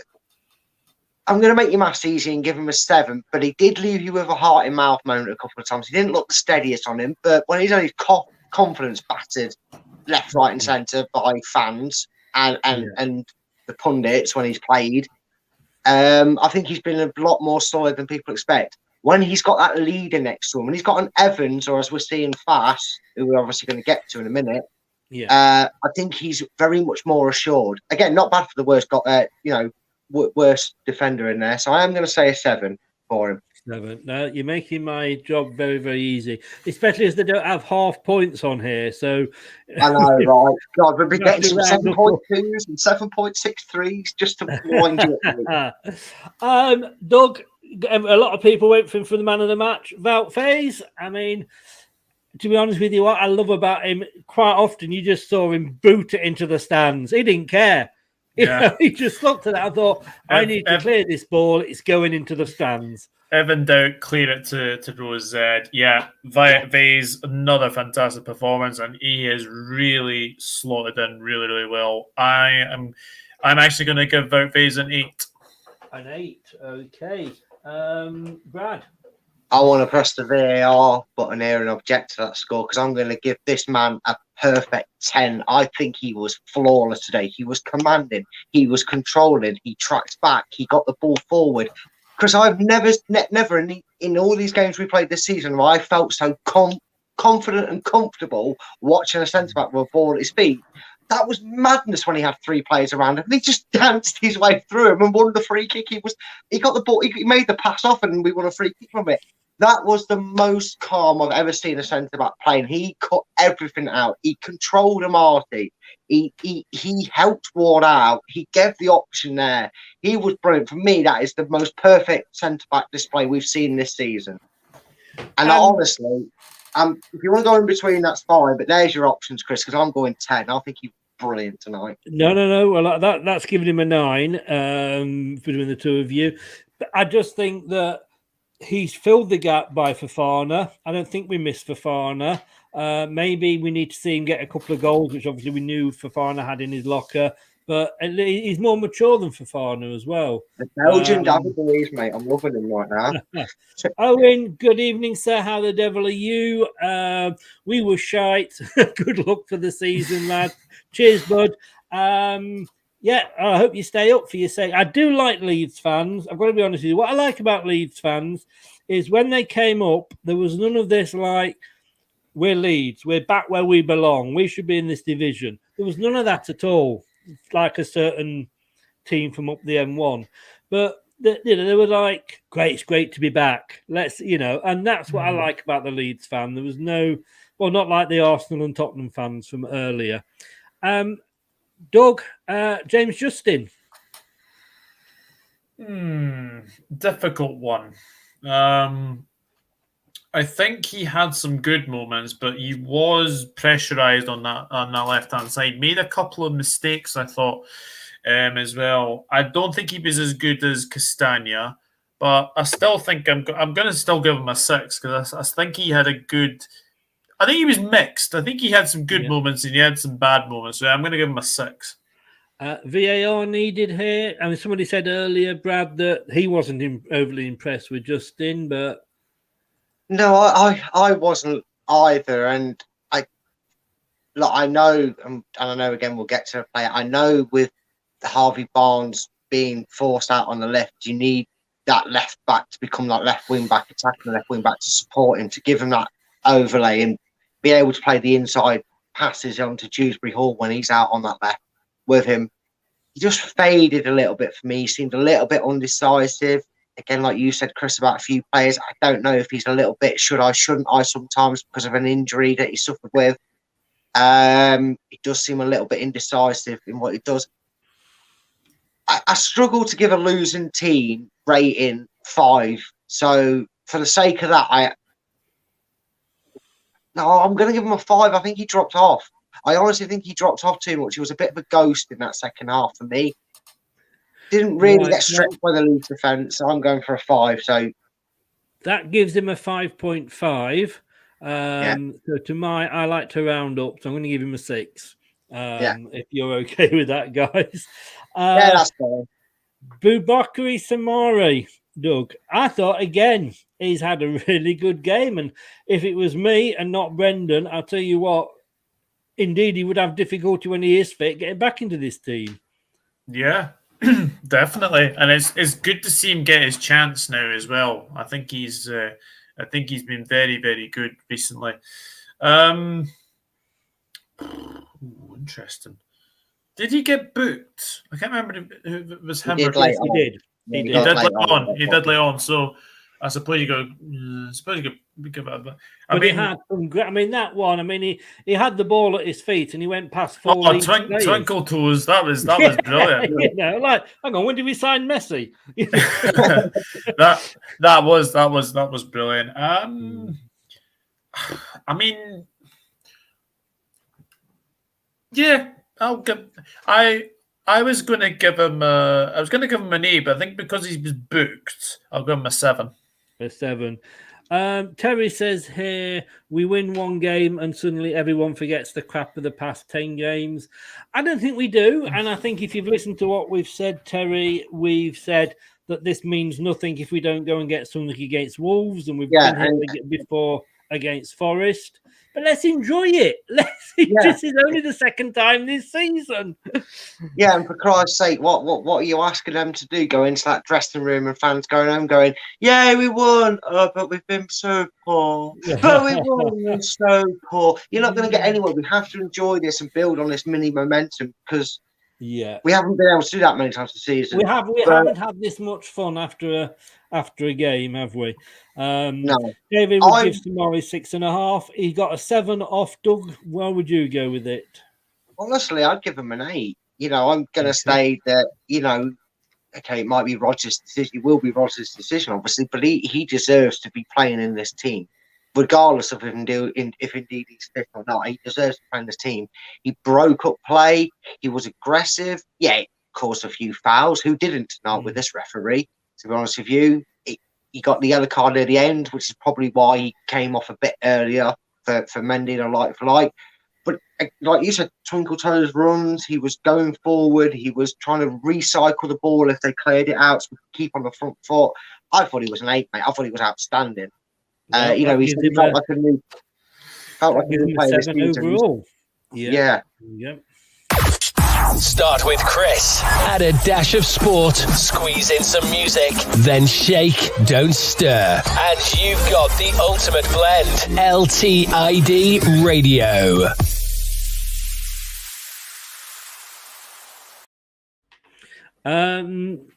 Doug, Tielemans. Or as they insist on calling him, and I still don't know which channel it was, Tielemans.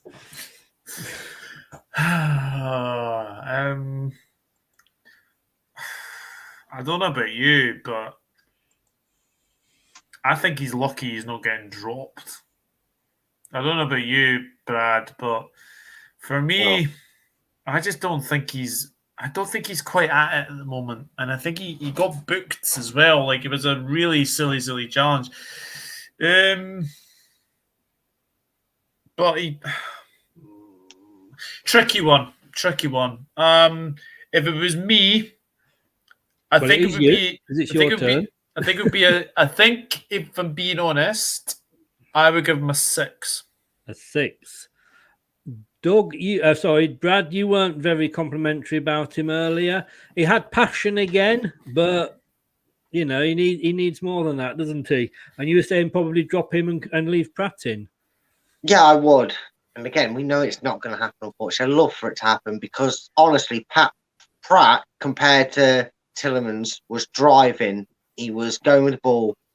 And look, we can make excuses or amendments for certain things. He's obviously playing that deeper role. He obviously hasn't got that freedom of being a proper number 8, which is restricting him.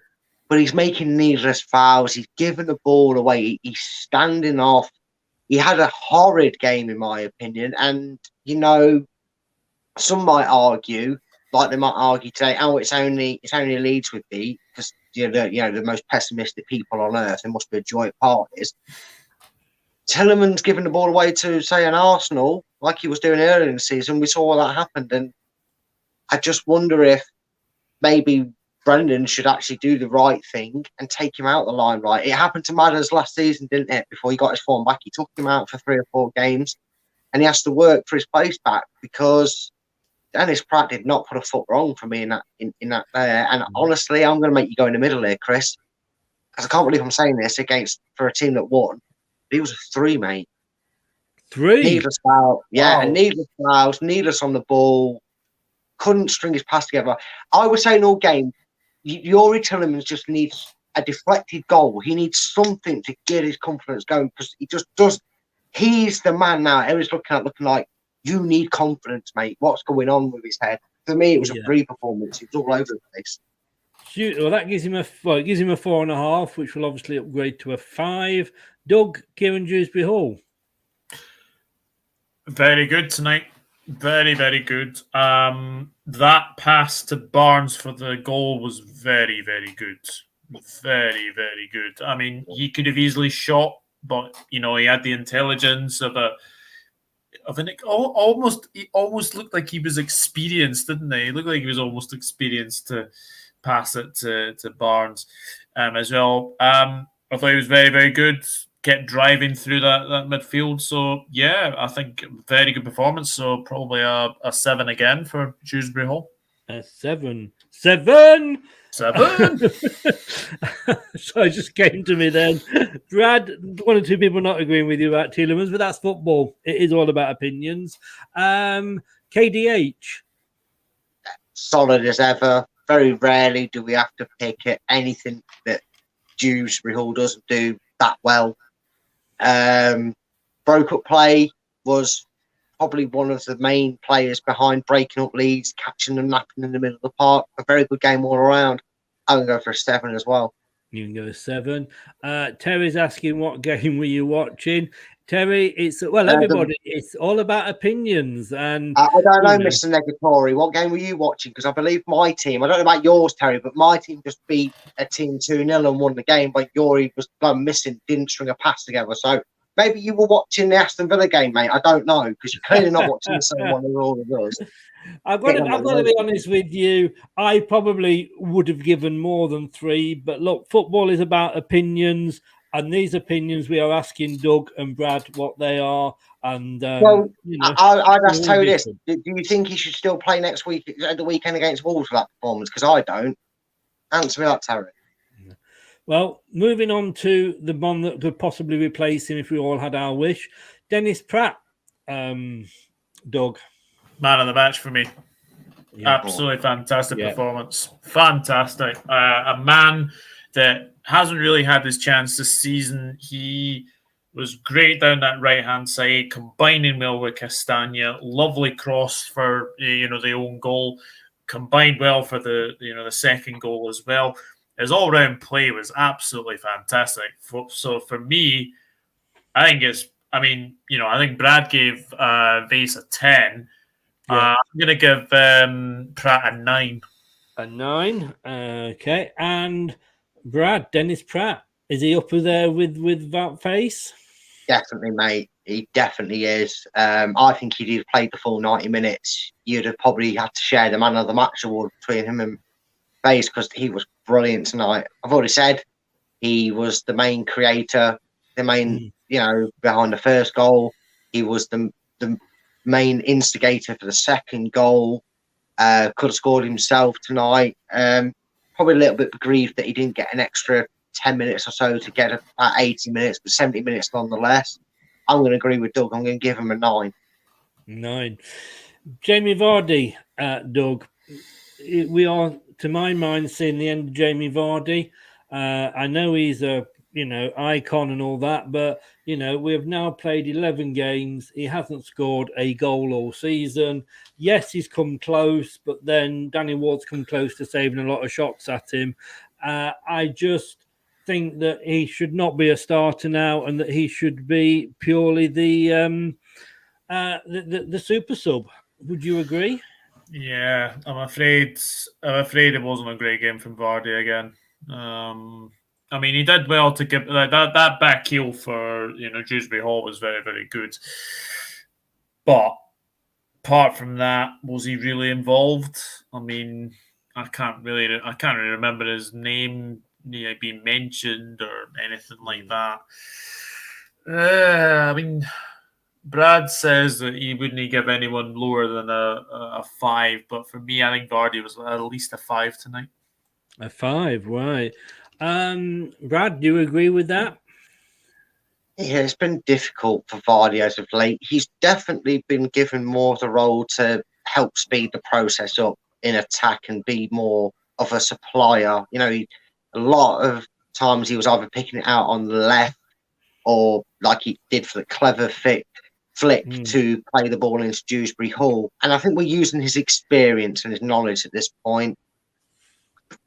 I'm going to have to agree with Doug and give him a 5 because he didn't get a lot of the ball, but he wasn't bad on it. You know what I mean? He plays his part in the goal. He holds the ball up when he got it out on the left. So I've got to give him a 5 because at least when he had the ball, he was doing something right with it more times than not. I said right at the start, oh my God, why are we playing Harvey Barnes again? As always, I get these things wrong. He had a decent game, scored a goal. Thoughts on Harvey Barnes, Doug? Very good performance. I think he was very good, and yeah, he's one of those players that I know will frustrate you, and I know he would frustrate you, but I thought he had a good game. Played a good game, took his goal well. That he could have easily spurned that chance, but he managed to get that goal, and that will give him a lot of confidence going forward. For me, 7 for Harvey Barnes. 7 for Harvey Barnes. Brad, your thoughts on that? Well, I mean, the man loves playing against Leeds United, doesn't he? 7 goals in 7 games against Leeds. He has scored every game he has played against Leeds, and that dates back to his last game on loan at West Brom. He played Leeds, he scored. So since then, he has always scored when we have played Leeds United. So it's a club he definitely likes to invest in. 7. Let's give him a 7, shall we? Yeah, a 7. Okay, so he ends up with a 7. I'm not going to do the subs because, to be honest with you, none of them I think did enough to even stand out. So can't remember any of them touching the ball. To be honest, with you. Exactly. They'd have got 5 or 6s. So Danny Ward 7, Timothy Castagna 7. Daniel Party, here we go. 7. Well, fast 9. James Justin 6. Babaki Samari 7. Yuri Tielemans 5. Dewsbury Hill 7. Dennis Pratt 9. We're going to get through this. Jamie Vardy 5. And let's end with Harvey Barnes all together now. 7. Guys, thank you so much. It's been a long one. There's been no post match because we'll be here till about 2 a.m, I guess. Doug, thank you so much. I will see you possibly Sunday, but definitely see you on Saturday when you're going to beat Nottingham Forest. Otherwise, I will never talk to you again. But your details are below, but where can people find you? Yeah, you can find me on the Dugout Football channel on YouTube, and I'll see you on Saturday. I'm really looking forward to having your company on Saturday. And Twitter handle is Enrod_992. Instagram is Douglas.Horn. I will get my dad jokes ready. Yeah, get them ready. Get them ready. Absolutely. Take care, buddy. Thanks very much. All the best. No worries. See you later. Bye-bye. Bye-bye. Brad, thank you for coming in at the end. Say no post-match show, but Nathan's coming in. Ian Goodman. No, I don't know. What's he called? 7. I don't know what he's called, but Nathan's asking what the score was. Grace saying 2-0. Good luck. Doug is an ex. He's a great lad. Glad we get on so well with him. Nice. Did that Perez get any minutes? Perez didn't really. Yeah, he got a few minutes, didn't really do much. He didn't have a lot of time, and Madison was banned, so he didn't play. Very quickly, Doug, God almighty, it's been a long show. We're actually coming up to 3.5 hours. Brad, very quickly, where can people find you? Your link is in the description below. My link in the description is Top 10 Battles on YouTube. We do me versus a host or a couple of people on Top 10 Battles. It's very simple. Go check us out on that if you like Top 10 list. And follow me at Twitter at Fulltime Focus. There's no hyphen in it. It is all just one word. It's at Fulltime Focus. If you follow me there, you will get all the latest updates on what I do, either on here or on my channel. And subscribe if you are new here first, and drop a video as a like for Chris. Cheers, young man. I will see you tomorrow night at 9 o'clock for the debate show. Yeah, I'm looking forward to that. I wonder if Terry wants to come on and debate why I gave Tillman's 3. If he's still here, Terry. He's still here, mate. We'll see. We'll see. Hey, opinions. They mate, are, mate. Thank you so much. Take care, buddy. No worries. Thanks for having us on, mate. Thanks. Bye-bye. So links to both Brad and to Doug's channels are in the description below. Doug saying thank you. Melina is in. Typical woman. She's late. How the devil are you, Melina? When are you over here? But soon, by the look of it. And nice to see a decent Arsenal. Oh God, we've had some wanking Arsenal and Tottenham fans in tonight. I'll tell you. Yeah, he's part of the Leicester furniture now with them legs. I'll tell you, it's quick. No, I'm not. Look, guys, thank you so much for watching. Don't forget, we have the radio station now. Please get over there. This is where we are. Start with Chris. Add a dash of sport. Squeeze in some music. Then shake, don't stir. And you've got the ultimate blend. LTID Radio.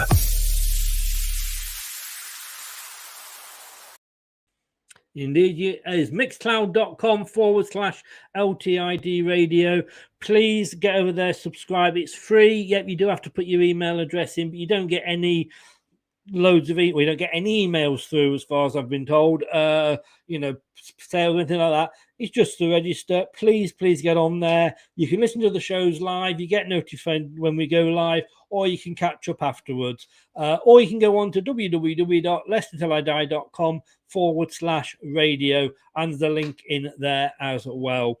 And don't forget, like they say, if you haven't yet, please do what it says there. Subscribe.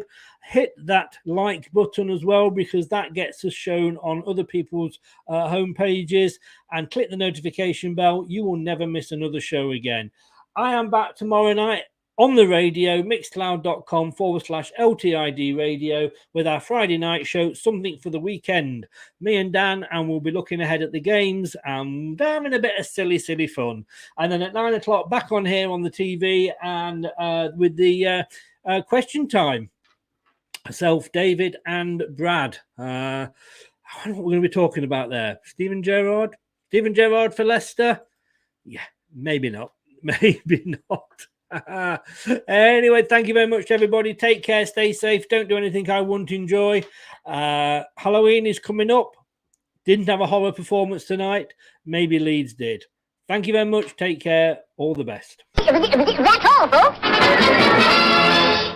Thanks for watching Leicester Till I Die. This is Chris saying goodbye, and see you next time.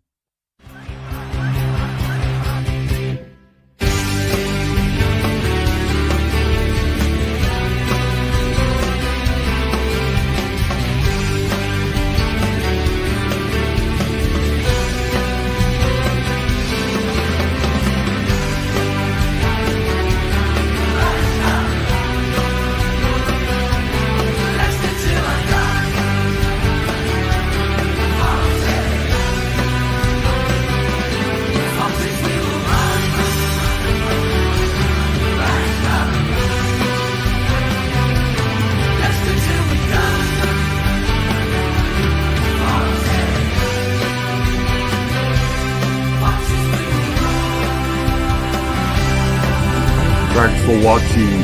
These videos are tremendous. You better like them too, or I'll be back.